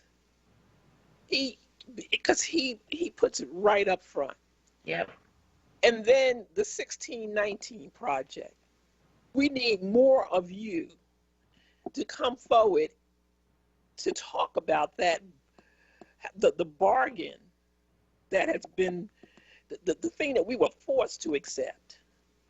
We talked a little bit, and I don't know whether we're going to have Larry on today, I haven't heard, but we talked about a topic that we have been talking about on this air for the last 6 months. We want to know, how is it that you can't find any of these shooters, solve any of these murders, and we're up to 500 murders for 2020. But as soon as a white person is killed, you got the murderer, and you solve the crime. I want to know. And it's not that I'm saying that they ought not to have solved that murder, or not that murder was heinous, because it was. Right. But I have a problem with the Philadelphia Police Department homicide unit that can't solve any of these things. Every time we hear something, we never hear the results. There was a murder that happened, and then at the end of the article, we read no suspects. And if you turn to the next week and the next week and the next month and 6 months later, you never hear whether that case was ever solved. And we take it, we accept it. Because what that says to me is that there's a value, a higher premium that we all know this. There's a higher premium on the life of a white person as opposed to a life of a Black person. I mean, so all of this to me goes back to some of the points that Ernest made earlier about status quo and how the status quo, you have to shake it up. That there's so much cronyism in Philadelphia that it looks like it's hard or insurmountable to take a Stacey Abrams, take that model and put it in place here in Philadelphia. Because the old guard is in place, the cronyism is in place, the corruption is in place. And so how do you navigate that to make any kind of meaningful change without dismissing the old guard altogether? The millennials coming in place, dismissing. It's the same with the crime that goes on. There is an established way of dealing with our community. It's established, the media buys into it. Every part of the media buys into it. So they use the code words that this was a nice young man out to walk his dog. So you know that that's what the words that they use to describe a Black victim of crime is nothing. They just, a person got shot. There's no description that this was a nurse who worked at the local hospital or a grandmother out walking with her grandchildren, or a mother walking with her children. It's a person was shot on 58th Street. But when it's a white victim, there was a man out walking his dog. So that's a code a college student, an engineering student, a Temple grad out walking his dog. These are code words that go out to the community that signify the value of the victim. But I think part of it is the problem, and it goes to the part is about the trust. What matters here, and when I was saying earlier about this WURD and the conversation about status quo, is that there's a lack of trust. Because the same people that we're supposed to work with, that we're supposed to trust, are the same people who are complicit with these elected officials or with these people in these positions that aren't doing anything. And so it's really hard for me to separate the lion from the wolf when they're cuddling up with each other in my face on a regular basis. Yes. What's interesting is that in this conversation, not this particular conversation, but when I hear conversations of crime, I say, well, what about the police commissioner? Is anybody checking in on her? Is anyone talking to her at people? Oh, we ain't got to do that. That's a sister. That's a this. And it's like, well, I'm sorry, but outside of kinship, where is the courtship of the leadership? Where's the leadership in saying, why are we not seeing the changes there? You've been in the position for over a year, and every time we get to that question about accountability or to deal a little bit or ask questions become, we talk about this coded language, attacks. Yes. You criticize someone, you question something, you're attacking them. You're coming for them. You're dragging them. You're being negative. You're being divisive. And that's the language that other black people reinforce on other black people when we're trying to get justice, equity, equality, respect.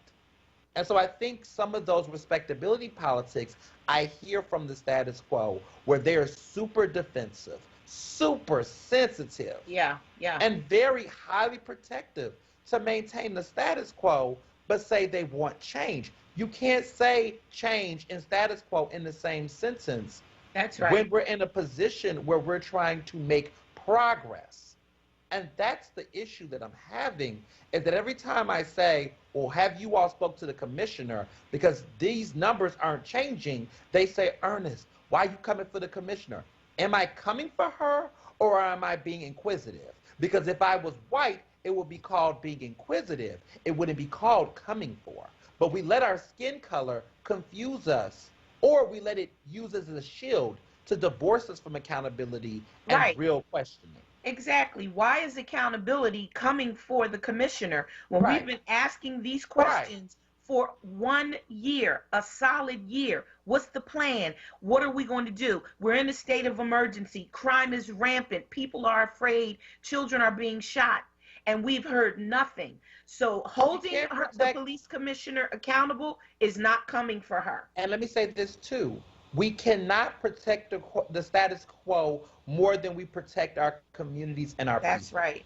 I think too often a lot of people say, oh, I ain't gonna let y'all come after my girl, my this. Y'all act like these are your homies. These are elected officials. So now some of them might be your homies because y'all might actually know them.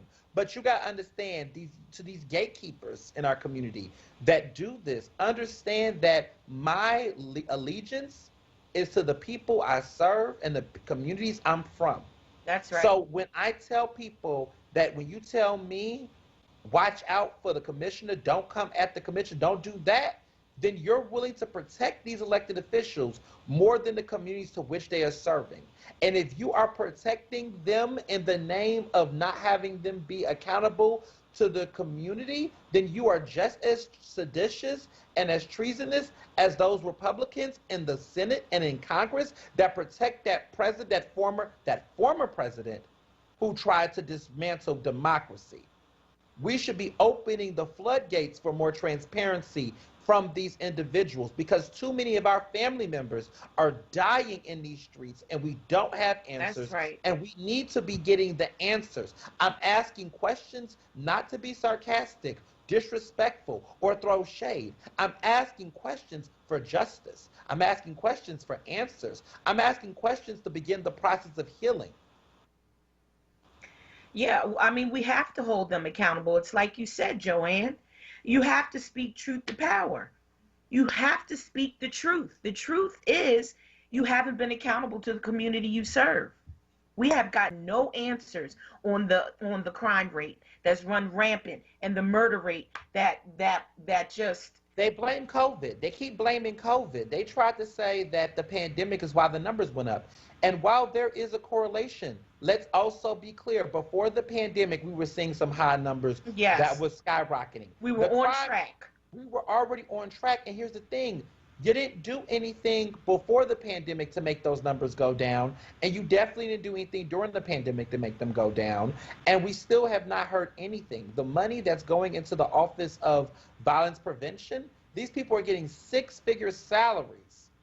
And when I look at those reports, I am mortified because a lot of those reports are copy-pasted summaries of what programs they use rather than showing results. If you actually look at our Office of Violence Prevention reports that are coming from there, it looks like chicken scratch when you look at the kind of work they're doing, but you look at them salaries. There's 6 people in there, I believe, that's getting six-figure salaries up in there.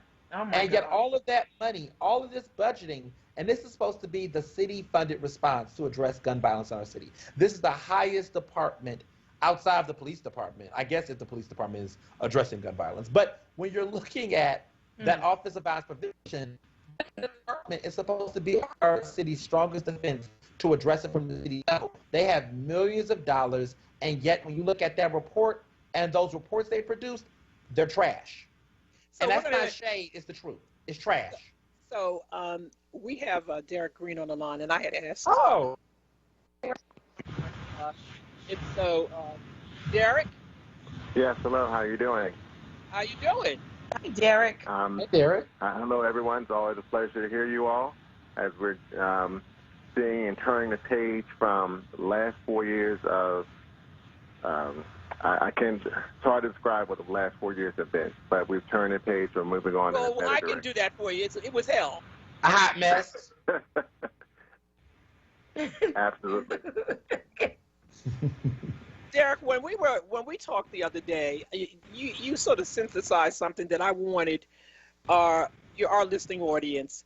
We wanted to talk. I wanted you to just talk just a little bit about what the Republicans were trying to do in Congress with respect to the black vote and the compromise that they were working for.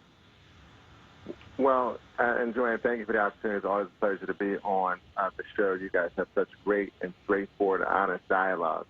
And as I was watching today's ceremony and seeing the swearing in of our first African-American vice president and also President Biden, I was struck by seeing someone like Ted Cruz at the event. Now, when we talked the other day, I made reference to the fact that Ted Cruz and Senator Josh Hawley were trying to object and were objecting to the certification of Joe Biden as president.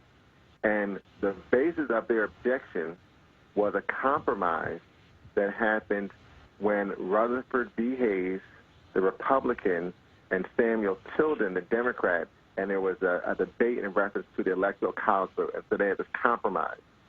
And what the compromise was, they were going to let Hayes be the president, but they were going to remove troops from the South. And that basically ended Reconstruction and put us on a path to Jim Crow. And so when you think about all of these commentary about legal votes, it all boils down to the fact that African American votes are not valued at the same level of white votes. And this history that we've had in this nation of delegitimizing African Americans, not being a full person in this country, and for them to even make this statement in Congress, which then led to the fact you had someone with a Confederate flag coming into the Capitol, and they still went forward with this objection. And it just demonstrates that the issues and the history of race is still part of this country. It has been the original sin of this country. It is something we have never fully dealt with. And the fact Councilman Mick, hold, can I ask you to hold? We rolled over a break. We got to go to a break, and we'll be right back. You're listening to Black Women's Leadership Council on WURD Radio, 96.5 FM, 96.1 FM, 900 AM, streaming live on WURDradio.com, and we'll be right back. Listen to Laborers Live. We created the weekend. We created the 40-hour work week. We just want enough to feed our family, be able to send our children to college, and let our next generation do better than we did. To people that might have forgot how important unionism is in a country like the United States. People now infringing on our 8-hour work day, trying to work people more than 8 hours without overtime, trying to work people without benefits. In the long run, everybody's getting a fat paycheck except the worker. So this is really a wake-up call for America. The struggle is continuous. Tune in to Laborers Live every Friday from 4 to 5 p.m. Sponsored by LESIT, the Laborers Employers Cooperation Education Trust of the Laborers District Council of Philadelphia and vicinity. Local 332, Sam Staten Jr. Business Manager. Local 57, Esteban Vera Business Manager. Local 135, Dan Woodall Jr. Business Manager. Local 413, James Harper Jr. Business Manager. The Laborers District Council, Ryan Boyer Business Manager, and Tony Staten, Executive Director of LESIT. This is WURD Radio, 96.1 FM and 900 AM WURD Philadelphia. Black Talk Media. You're listening to The Source with Black Women's Leadership Council on WURD Radio. Streaming live on WURDradio.com and the WURD Radio app.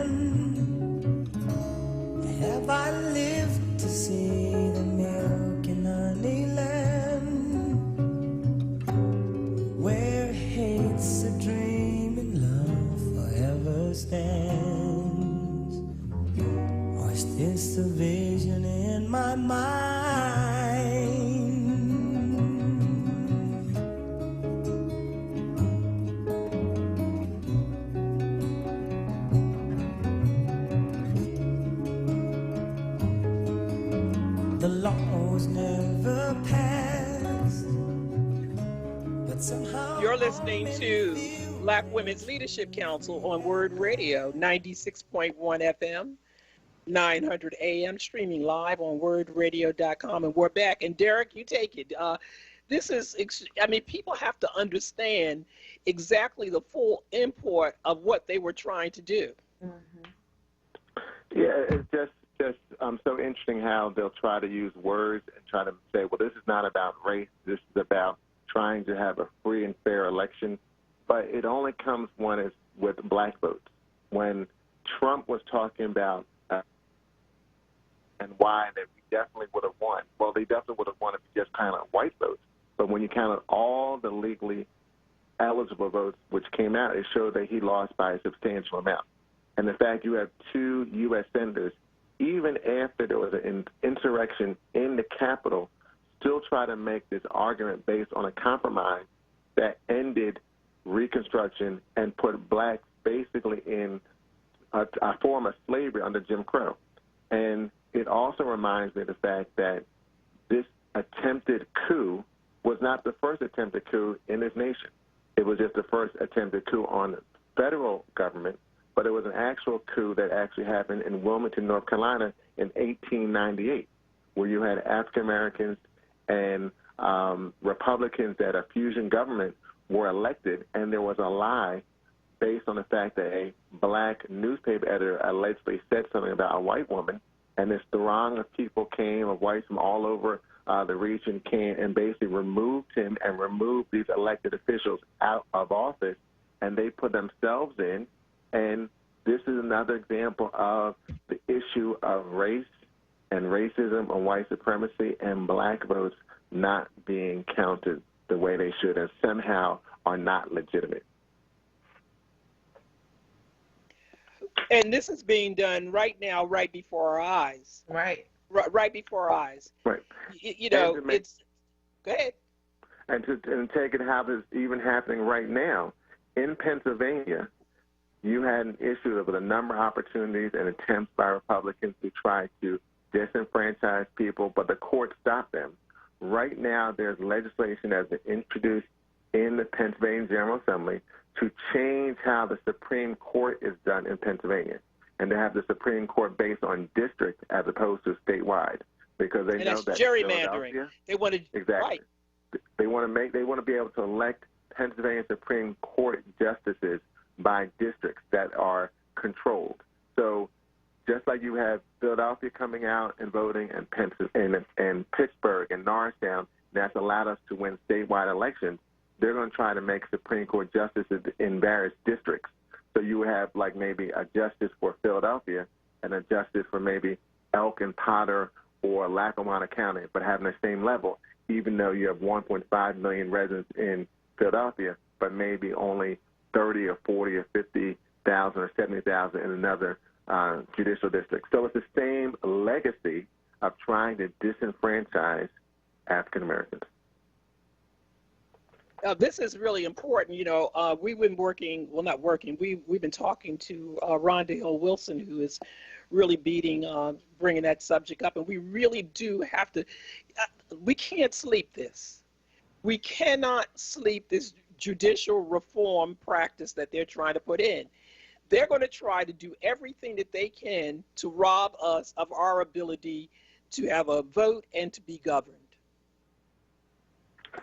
And in response to Trump losing and Georgia turning out the way it did, you're going to see, and I've had this conversation with some of my fellow board members for National Black Caucus of local elected officials, they're going to go to other states. They already have legislation they're introducing in the Georgia General Assembly, and they're going to do it in other states where they see the numbers changing, and you're going to have some states saying we don't want to be like Georgia and have our state go Democratic. They're going to try to make it harder and harder for African Americans to vote.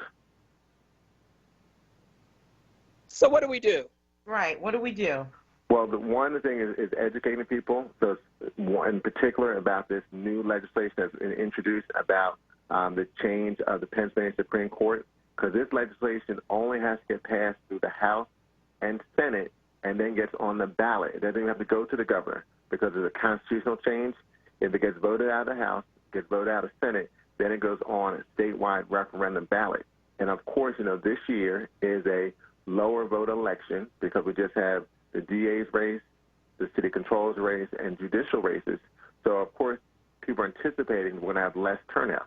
And so by having this on the ballot in May, they're hoping that, well, we won't have as many votes in Philadelphia and Pittsburgh, and so we can sneak this stuff through. So that's why it's important to continue to educate your listeners and voters, and that it was great we came out in great numbers in November. We've got to do the same thing in May and educating people. Mm-hmm. This is the impact of when we vote. They're going to try to change and steal things from us. That's why we always have to exercise our franchise and our right to vote. I mean, I think that sometimes, Derek, we get comfortable because we think that we just won that fight, and that's just one battle in a long war.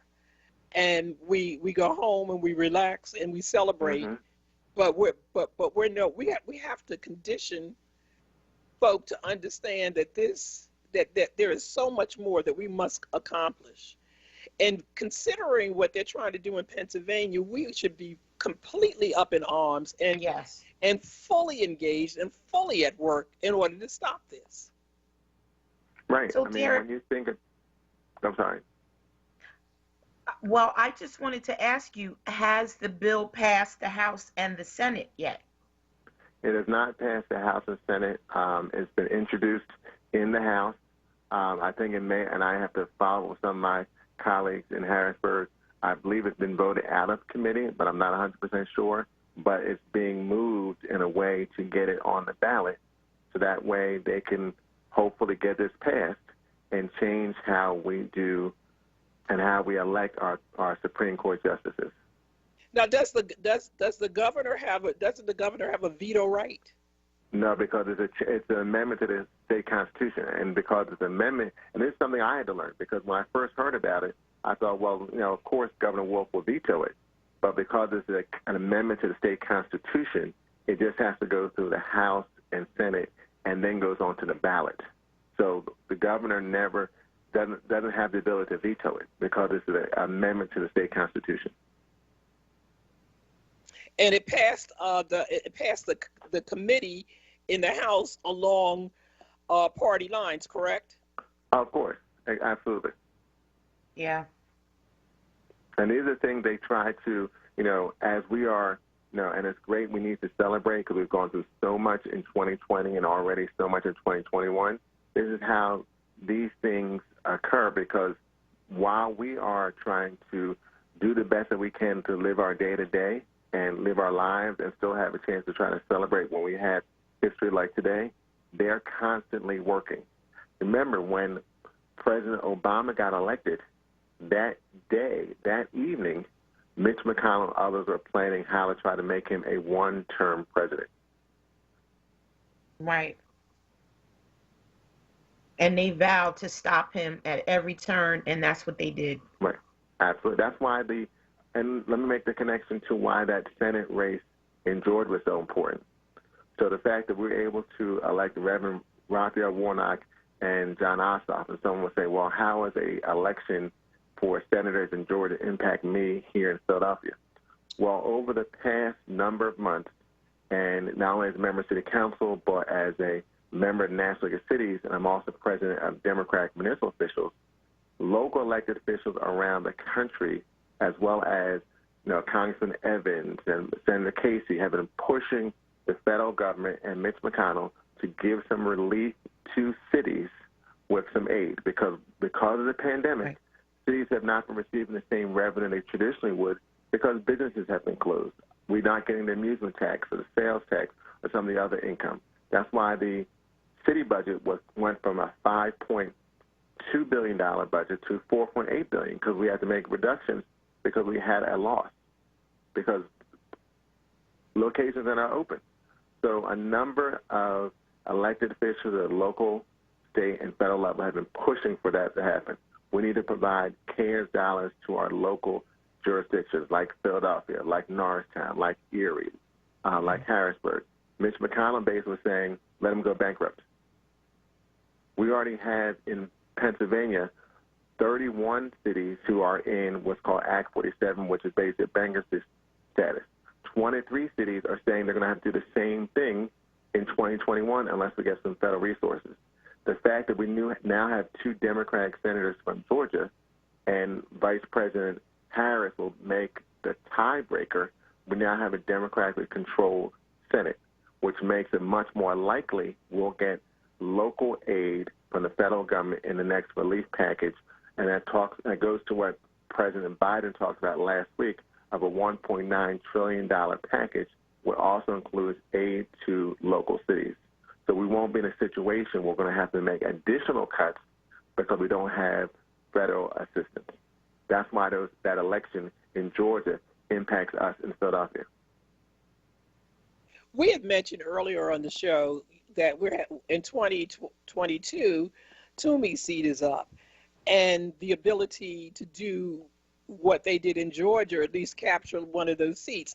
It's really hard in Pennsylvania, but it seems to me that that if better organized, if we had stronger voter registration drives, and to really go into some of these rural areas and really get people who are living there who are people of color in some of these smaller places. There are blacks in Erie, there are blacks in Harrisburg, there are blacks in Scranton.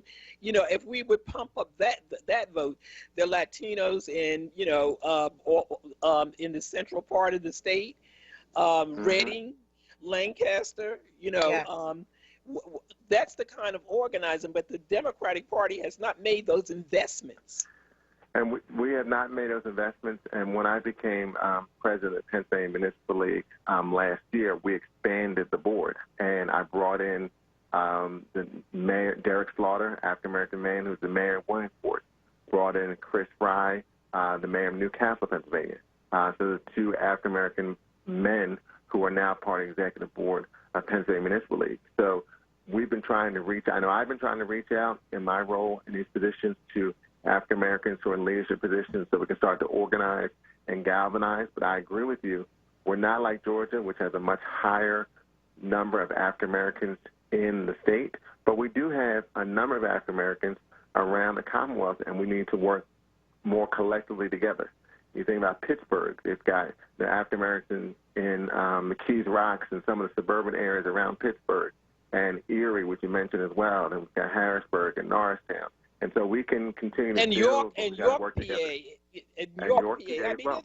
Kim Bracey, former mayor of York, PA. So I mean, but the investments just have to be made. We really have to do better by that. And so also, while I have you on, earlier we were in this conversation with Ernest about the ability for the established, the establishment, meaning the elected establishment, not making way for the millennials. And do you have a comment for that? Well, I think it's something that's, listen, I'm someone that says everyone has the right to run, and we need to embrace all generations. Because just like someone that is a millennial, and at times I try to call myself a seasoned millennial, and my staff gets mad when I say that, they have ideas and suggestions that I don't have. Just like those who are more seasoned than me have history and perspective that I can learn from. And we've got to get away from, well, you got to wait your turn. You got to do this. I mean, if you have the energy and the ability to support and do things in our city and our region, you should run, and we should try to support you. I think about when Senator Cory Booker ran against Sharp James in Newark, and there was a documentary called Street Fight, and it talked about, how Sharp James was looking at Cory Booker and, why are you running? And I've had this conversation with a number of friends who are elected officials around the country, because you often get, well, you didn't march with fill in the blank. And you name the city. It could be a Gary, Indiana, or it could be a Kansas City, Missouri, or it could be Atlanta, Georgia, or some other city. And if you didn't come to a certain pedigree, people will say, well, you've got to wait your turn. Well, we've got to stop doing that. The Republicans don't do that. Well, pre-Trump, I'll just say that. They basically will try to cultivate and work with their younger elected to groom them for certain positions and work with them and use the benefits of both. Here's some of my background experience, and here's some of your energy and wisdom, and we can kind of work together. We need to do more of that. I do see in this generation of electeds much more of that. I mean, I've got friends from all parts of the city where we support each other, both at the local level and the state level, and I'm seeing more of that, but I think we need to have much more of that going forward. Ernest, did you hear him? Oh, I agree 100%. Well, with the exception of seasoned millennial, either you're in or you're not. But everything else I thought was promising. I just think that, I mean, politicians are always going to have a little bit more optimism because they're elected to have that. I just wish that people would know that that transition of power, right, is not as welcoming and as encouraging as we describe it or we talk about it. I just want to be clear on that. I mean, we saw that more vividly in our face with this election, but that transition isn't like that in a lot of cases. I mean, in my district, the transition of power for my city council member was just not there. And a lot of people are just sore losers. And it's hard. And I just think that we just need to work on talking about how to make these transitions more peaceful, and really mean that, peaceful. Right, and I listen. I talk to a lot of people from a lot of different perspectives who are interested in running, and I say to them, everyone has the right to run, and you're going to get ideas and suggestions and thoughts. Well, you got to do this and kiss this person's ring. And I say, even if the information I give, at the end of the day, you got to do what's best for you and your family. And if you're at peace with that, you're at peace with whoever your God is in reference to the next steps, then you go forward and do it. Well, I remember the day when I say this every week now. power concedes nothing without a fight. If millennials want to go to the helm, they need to organize.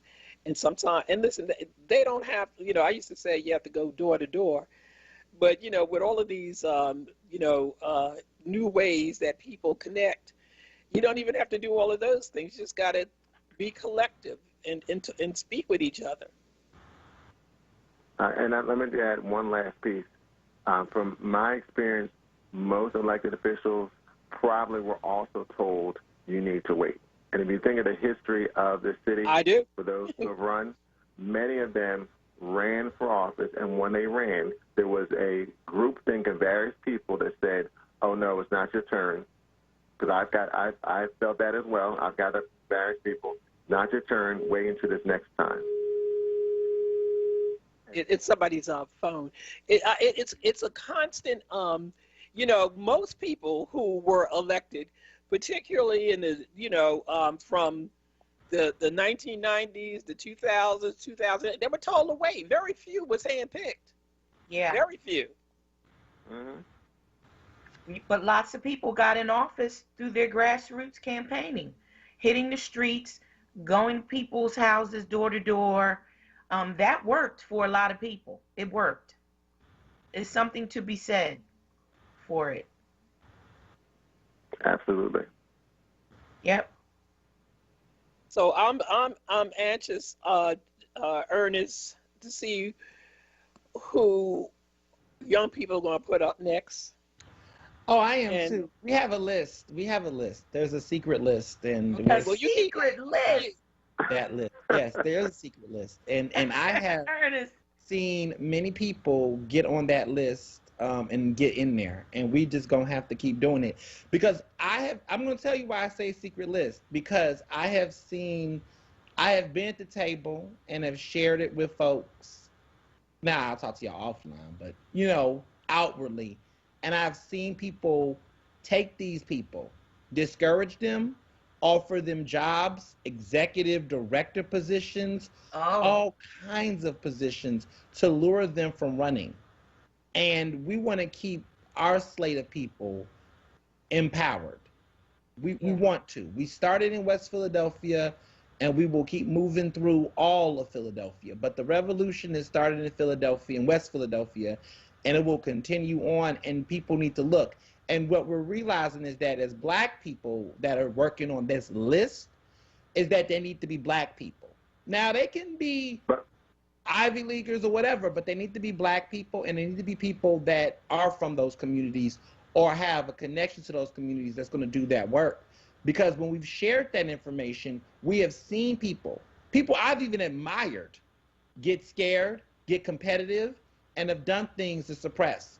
And so we are going to push. And listen, what you said, Joanne, I 100% agree with you. Push through. You can't expect them to listen. What they say, pull a chair, is what Shirley Chisholm said in the room. If they don't got a seat for you, bring a folding chair. That's what we're going to do. Yeah. And that's what we've always had to do. And that's what's going to happen. If I could just offer one point, this is not a new phenomenon. And I know, but it's a new phenomenon in 2021 because some of y'all act like what we're doing is so radical. Listen, I know my history. Doing what they did. Tell the folks. That's exactly. Millennials. Tell these millennials all the time. You all with this new stuff. Why y'all lying to us? You know how many of these old heads have told me that we're some new radical group when y'all were that too. Y'all used to be them people. Y'all used to wear the froze and the braids and all that too. You used to have hair. You know what it's like. Wait a minute. Let's hear Derek. Go ahead, Derek. They're seeing in you what they were X number of years ago. And they also, I'll say one other piece. If there's a group, I'm not saying there is a group or not a group, but you're saying we've got our group. There's going to be people who are not in your group who are of your same age category are going to say, well, who are they to select the next group? And you may have some people younger than you who would say, well, they think they're going to be dictating for us. So because that dynamic continues to repeat itself. Oh, yeah. When we have a group of people come together and say, we're going to run these people for these positions, some who are not part of that group, but of the same age category, saying, well, who are they to say this is the group that's going to be elected? And then some younger than you will say, I know. well, who are they I hear to what you're say, saying. I think the mistake I'm just saying is this that dynamic continues.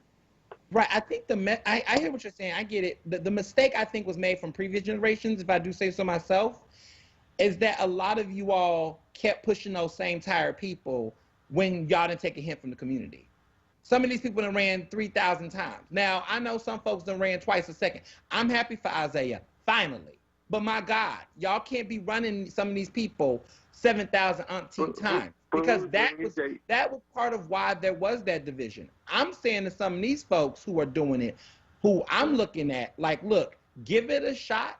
If you're close, come back. If they don't want it, let's move on. There has to be that acknowledgement too. Because I got somebody in my district, and y'all know who that woman was. She ran 7 times and then ran as a Republican and ran all around, and she ain't got that seat since. We got to stop that. We got to stop that. When you say y'all, and I can't speak for my colleague Isaiah Thomas, but bless his heart. He finally got it. I'll just say when some people say y'all are not, I'm just saying when some people will say, well, this person is being put up by X group or by X individuals. Right. I would ask that person who's running how many people who said they were supporting them actually supported them, because there's a thinking that, the establishment put this person up, and when you ask that person, well, what support did you get from the establishment? They were like, well, yeah, I may have worked with this people or that person, and I've been in this group or that group, but when I decided to run, they weren't behind me. Now, when I want everybody to hold up. We got to go to break. Got to go to break. Got to go to break. You're listening to Black Women's Leadership Council on WURD Radio, 96.1 FM, 900 AM, streaming live on WURDradio.com. We'll be right back. At Social Security, we are always thinking of ways to save you time and make things easier. That's why we created My Social Security. A My Social Security account allows you to access your earnings history and benefits information, request a replacement Social Security card, get a proof of income letter, estimate and apply for benefits, and more. Save time. Go online. Open a My Social Security account at ssa.gov/myaccount. Social Security. Securing today and tomorrow. Produced at U.S. taxpayer expense. As a business owner, hiring and developing people from the community that your company serves is one of the best ways to show commitment to that community. Let WURD Radio help with Livelihood, our new initiative that connects Philadelphians with companies like yours. We'll feature your business, open employment opportunities, and resources to connect your company with talent and ensure that you reach your target demographic. To learn more about how Livelihood can help you build your team, visit wordworks.com. That's WURD Work.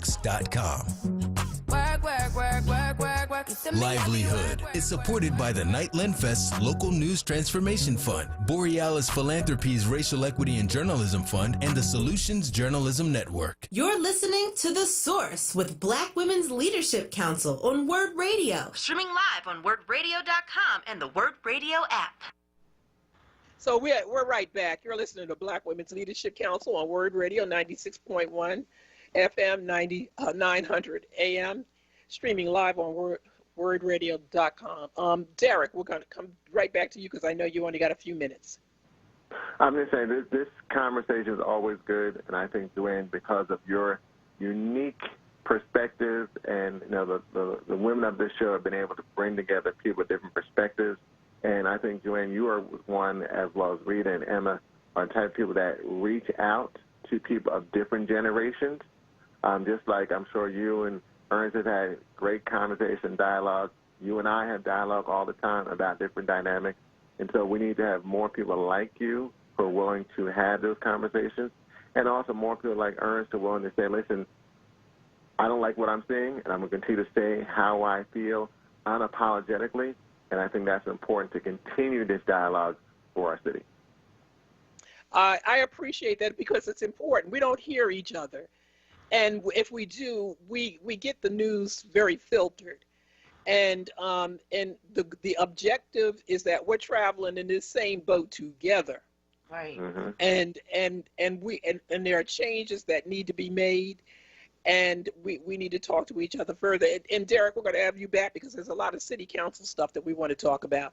So we'll be getting in touch with you soon. Anytime. Absolutely enjoyed the conversation. And I'm not always going to be right, but I'm going to try to do the right thing. Thank you. We appreciate you. Thank you, Derek. All right. Bye-bye. So, Ernest, you got something hot to tell us? Well, I got something to say real quick because I just got this breaking news. I just posted on my Instagram, I said, someone tell her it's not about her today. Helen Gim on Instagram posted a picture of her on Inauguration Day with a bullhorn of pictures of her doing marching and protesting and saying, we the people resisted, and didn't say anything about the current elected officials.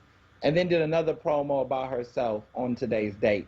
But she posted it during inauguration. You all know she supported Bernie Sanders. But I was looking like, someone tell her it's not about her today. It's about black women, Chan. She ain't got no black people, no black women in none of these photos. Nope, no black women in none of these photos with her. But she's over here flexing.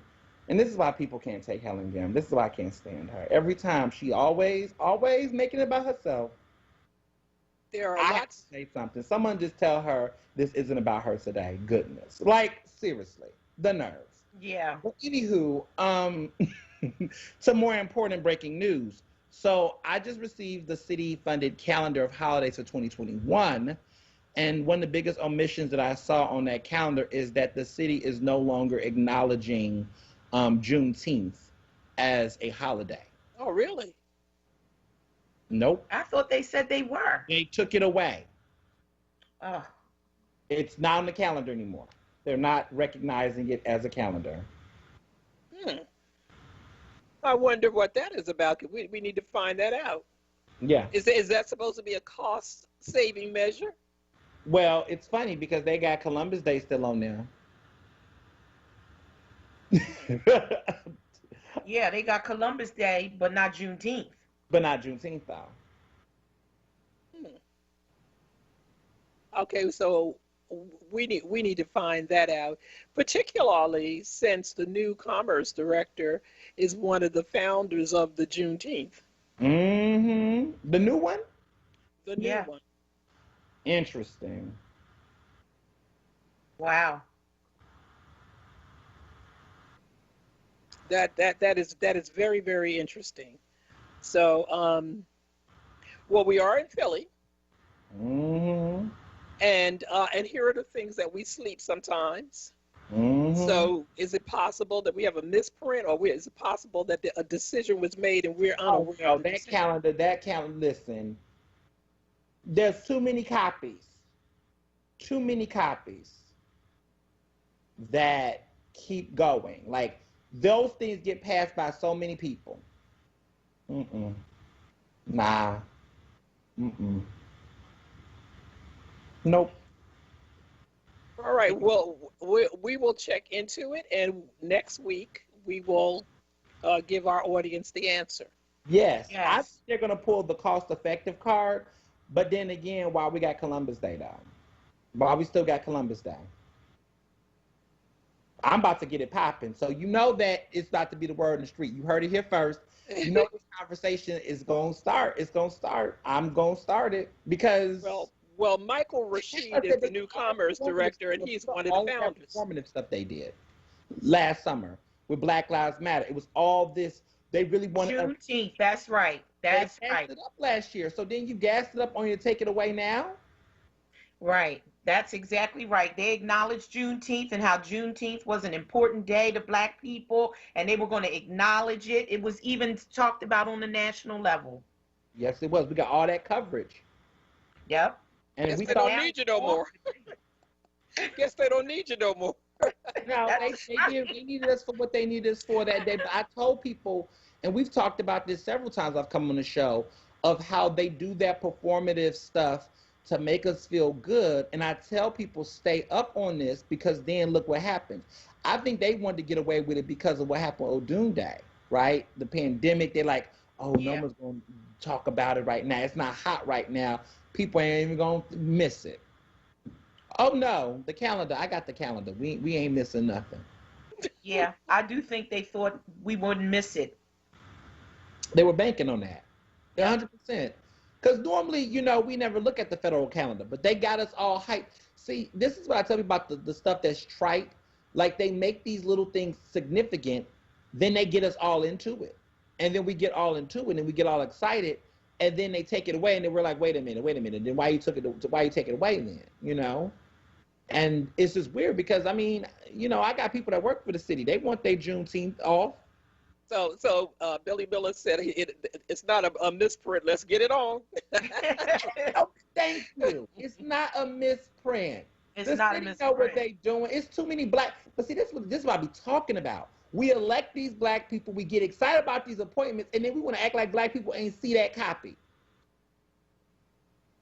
You want to know how I know? Because a black person DM'd me, sent me, and said, FYI, dropped it on my desk. But this was above their pay grade. So they couldn't fight. But they saw people and they said, hold up, I saw this. FYI, they did this.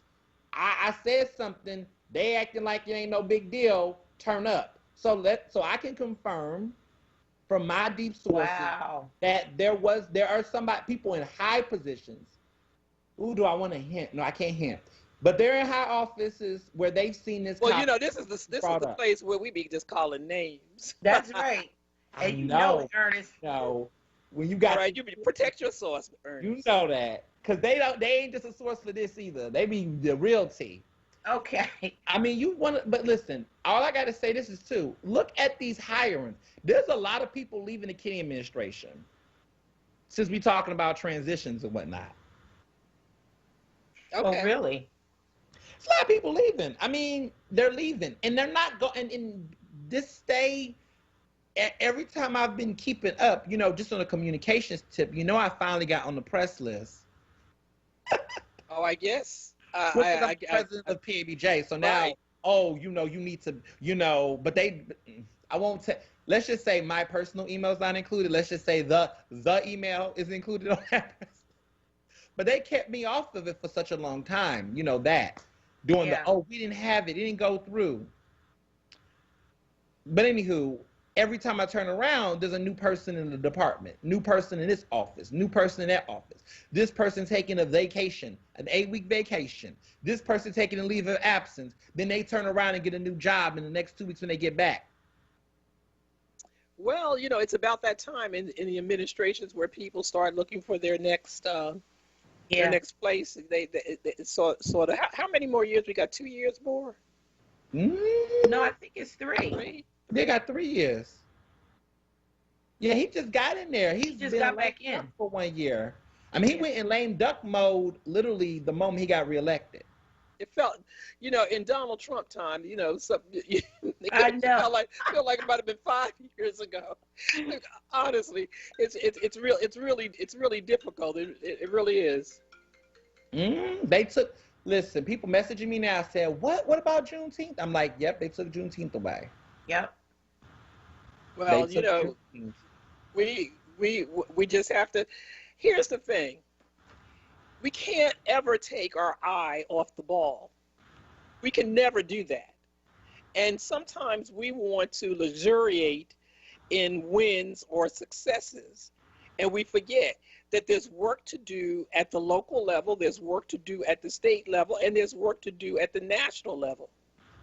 And for a people whose ancestors came here through the Middle Passages and survived, you have not seen anything that your forefathers and mothers have not experienced. And so the fight, you have to be strong enough to not rest on your laurels and know that it is a fight on multiple levels.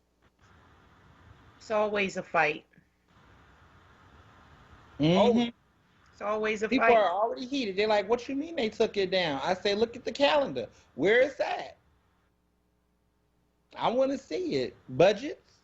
Y'all got money for the police raises, but y'all don't got money for this. And see, this is what I be telling people. Everybody, listen, you know, there's conversation about defunding police. I know different people feel different ways about it. But what I will say this is that for all the people who have so much about it, like, defunding police isn't saying take all of the money out the police department. What it's saying is that we need to look at those budgets a little bit more stringently. We just can't be giving out that money willy-nilly. And that for all the money that we're giving to a system and we're not looking into where that money is going, how it's being spent, we are defunding our public school education systems, our recreation centers, our parks and recs and everything else. And it's time to really look at these budgets. And I think the police budget never really gets. Look, we just finally demanded transparency for police contracts. Right. We just got that in 2020. Right. We finally got conversations about transparent police contracts, which will open the door to start talking about where these funds are going. Because even in the pandemic, let's be clear, the police budget did not decrease. It was flat. It didn't get an increase or a decrease, actually. It just stayed flat. But everything else around us pretty much got chopped and cut. And I just think that we're at a place now that we really need to start looking at what we're losing when other things are gaining. Because to your point that was made earlier about these murders, why are we consistently putting a lot of money in the police department when we're not seeing these cases get solved for our communities? Right. Or we need to figure out what is it going to take? And maybe we need to reallocate money. Maybe we need to repurpose money. Maybe we need to figure out who is doing that work and put that money in the detective unit. Maybe it don't need to be going to y'all spending hundreds of thousands of dollars on, dry cleaning. Facts. Hundreds of thousands of dollars goes to police to get dry cleaning. This is a $725 million budget. That's nearly $1 billion. That goes. Well, I think that whatever the reallocations, we certainly need to beef up the homicide division, and I also think that a lot of homicide detectives need to be moved. Agreed. Because I don't think that their interest is that they have an interest in working to solve homicides in the city of Philadelphia, and I think people have to be more in tune and indigenous to the community in order to do that. You have to have people who are more closer to the ground, who are detectives that they need to pull up the ranks in order to get them out on the street to find out exactly what's going on and to get into this solving, because obviously it's not working for us. It clearly isn't working for us. Definitely isn't working for us. And when we get to this whole issue about blue, I don't want to hear, here's another thing I don't want to hear.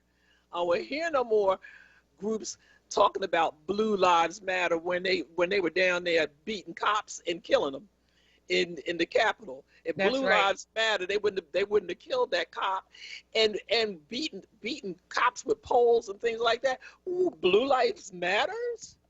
Right. But they don't want to talk about that. That's not relevant anymore, because what was relevant was the insurgency, and so they don't want to talk about Blue Lives Matter. But we do need to talk about the reallocation of police funds into social services programs or other grassroots programs for other community organizations that work at the ground level in the community that can stop some of this crime, identify some of the crime, and put some resources into the community rather than just blindly giving it to the police. I think you're right, Ernest.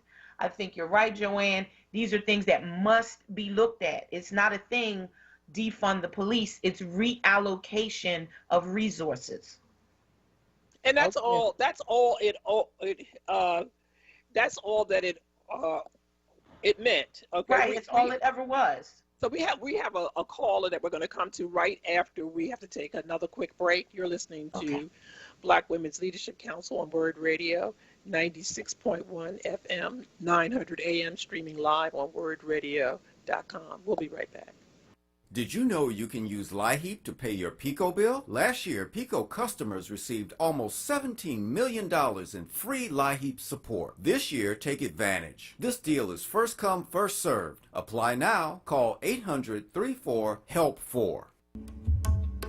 Tune in this Saturday at 3 p.m. for the Friends of Farrakhan Show, understanding the ultimate truth of the knowledge of self and the knowledge of God.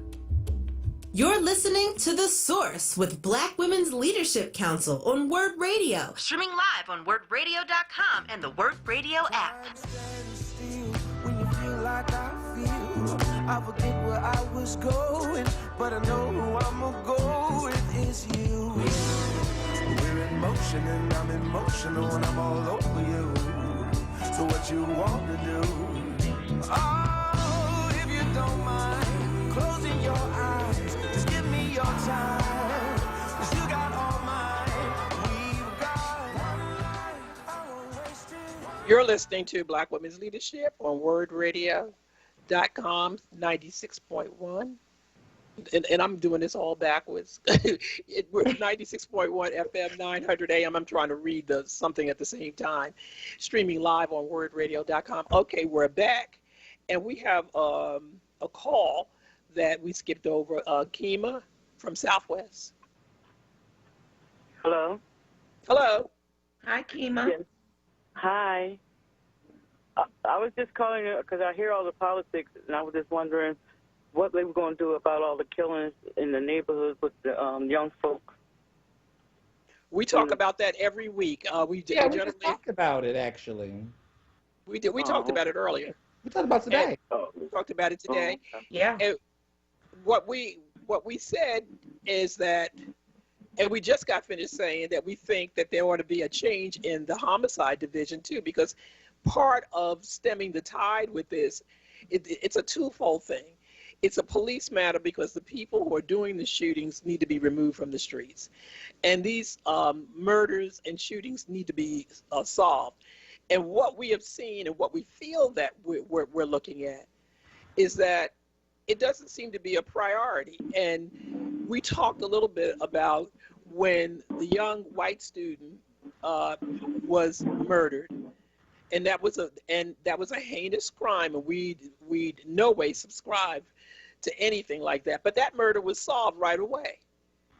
But we have hundreds of black deaths that have murders, homicides that have not been solved, and it doesn't seem to be. And we think that we ought to be in some sort of state of emergency, and we get the typical answers, that some of them is that, well, it's COVID and, people are in and that stuff. And year after year, we get the same stuff. We know poverty drives it.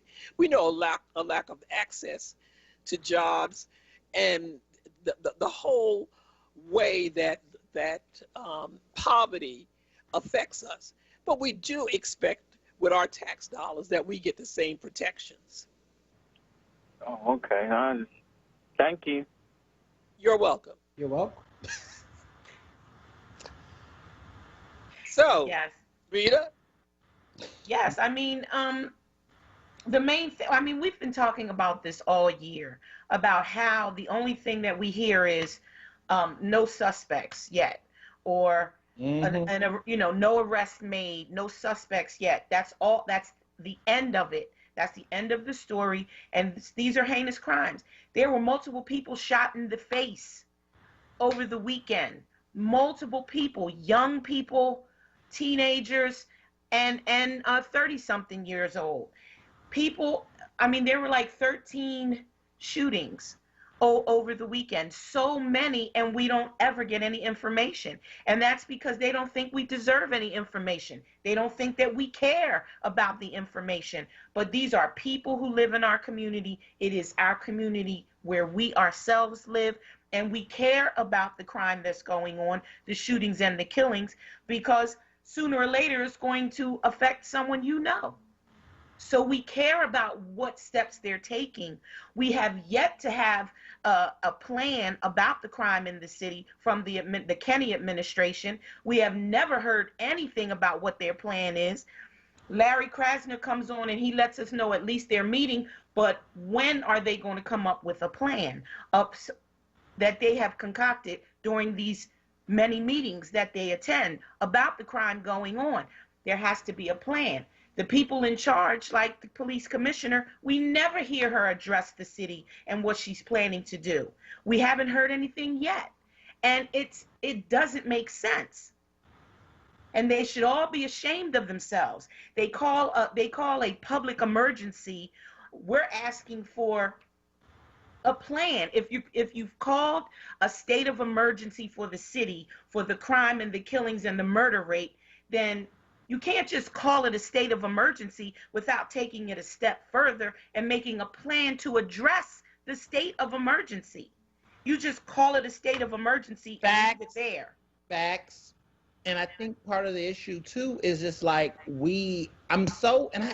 oh my gosh, I was having the same conversation this weekend, and I said, isn't it annoying that we're giving the city so much praise for just noting observations, but there's no action. But there's no action. There's always this report, these hearings, these testimonies, these results, these surveys. And it's like, okay, how many times are you going to keep surveying, hearing, questioning, interviewing? Like, okay, we got the data. We know the issue. Yes. Get with the solutions at this point. Like, they're trying to do my job. What annoys me is that I feel like all these elected officials are trying to be journalists now, because my job is to find the data, do the interviews, release the facts. We did that. So why are you now going over what I'm doing? I've had elected officials, and I got to call them out, that will call me and say, Ernest, I saw you interview this person. We want her to come speak at our hearing. Why? You already know what her take is. You already know what the issue is. You already know what happened. Either get new people or stop referencing all of the data that's been collected by other journalists and reporters and come up with solutions with that information. It's gotten so bad that now the community comes to me and say, Ernest, what's your policy on this? What do you think we should do? What are the solutions? They're like, so you want me to be the person that creates and get the information, and now you want me to come up with legislation? Oh, I'm sorry, baby, that's over my pay grade. That's your job. Do that. These are career professionals. That's right. Career professionals, and they can't come up with solutions. To come up with solutions. I didn't pay you to come up with a report that I'm already produced myself.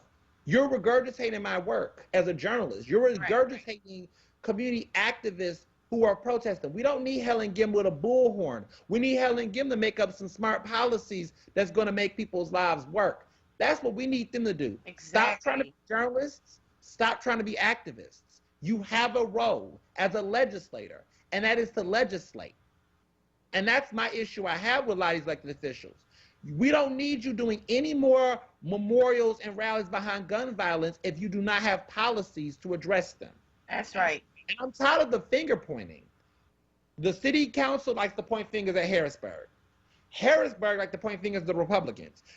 Somebody's going to have to take the blame or get it right. I think here's where I differ with you slightly. The role of city council is to legislate. That's their role, and to approve budgets. They are not the administrative side of government. We have a strong mayor form of government. We're a city of a first class, and we're also a county with a strong mayor form of government. Anything that needs to be done, it needs to be introduced by the mayor, carried out by the mayor, prepared by the mayor, and put together with the support of a budget that would be submitted to city council, and with any legislative objectives that would have to be voted on by city council. Not one city council person has the ability to administrate within the context of their positions. Yes. Okay. And once we get that straight, what we want them to do is to stand up and call out the administration when they're not working cooperatively to get things done. We are in the state of emergency. Mm-hmm. Does council have a right to call a state of emergency? I do not know. But what we need is people, the council people, to have their voice heard strongly. Yes. And let the community know, because you have district council people and at-large council people at large. Right. They ought to know that we are fed up. And when people are fed up about something, what are you going to do? Act with a sense of urgency. Exactly. Even if you have to stand up and tell. I'm old enough to remember when in city council, when they had George Schwartz, who was the president of city council, and he got caught up in the AB scam, and John Street was a young council person who would get up the start of every council thing, and he said, "Did you take the money, Schwartz? Did you take the money?" And and every week he would get, "Did you take the money? Did you take the money?" And so my point, him and his brother Milton, they would come and be disruptive, and we need a council that says to the mayor that we're fed up. Yes, absolutely. I mean, the mayor and his administration called the state of emergency, but that's it. There's been no action. There's been absolutely no action. It is incredible that that Kennedy administration can call a state of emergency and do nothing else. And but we they should be praising in him for the mediocrity, though. What is it? They're praising him for the mediocrity. Just begging him to declare a state of emergency with no actual follow-up major actions does nothing. Does nothing. They want these declarations. They want this grandeur, this red carpet rollout. And I'm just like, I mean, Williams already said he would have done it as mayor. So y'all reelected this bozo to do something that his opponent was going to do without a demand, a speech. Right. But I saw Catherine Gilmore Richardson, council member who I have a lot of respect for. She's giving this passionate speech to demand this from the mayor. I was very sad. Not sad for her, but sad for the fact that she even had to, come to that, meeting, that session, and have to talk like that and put her emotions on the table in that way where we're all seeing these deaths. Like, it's just terrible. It's weird. It's incompetence. That would have to even be like she has to be there, and she has to say to him as a mother of black children, right, that I need my mayor under the same party that she's under to do this. That's despicable. That's despicable to me. Well, we're coming to the end of the show. It's going by really can't even quickly. Believe that. It has. So I want to first thank Charles Ellison for staying over for 1 hour and being with us. We really enjoy him because he brings the Washington perspective and the national perspective with some very good hard news that we need to hear. Ernest, we always love having you on. We enjoy it. You make it fun, but you give us some really hard facts. You always come and give us a little tidbit too. I love all the tidbits you give us. I know. And you keep it real and you keep it exciting. And we want to hope that, not hope, we want our sister Emma, who has to put her feet up today, hope she's feeling better, a little achy legs and stuff. So we'll check in with her. And Rita, real quickly, just tell me what you got to say before we go out. Well, I think it was a momentous day. We had the inauguration today. I think we can be hopeful, and I think we need to put our shoes and our bootstraps up and get ready to do the work and demand that from our elected officials, make them accountable. And Ernest, thank you so much for being here. You got me so hot under the collar, I was sweating. I got all excited. Thank you for being here again. Ernest? Thank you. Listen, the new journey begins. We have survived these 4 years. We've survived the Reagan era. We've survived the Bush era. 8 years of Bush, y'all. We survived that. We survived 8 years of Reagan. Well, 12 years of the Bush madness, the family, right? We survived 4 years of Trump, and we made it out all right. But now we got to get past being all right. It's time for us to be supreme. It's time for us to be great. And we will not get to greatness without accountability because pressure makes diamonds.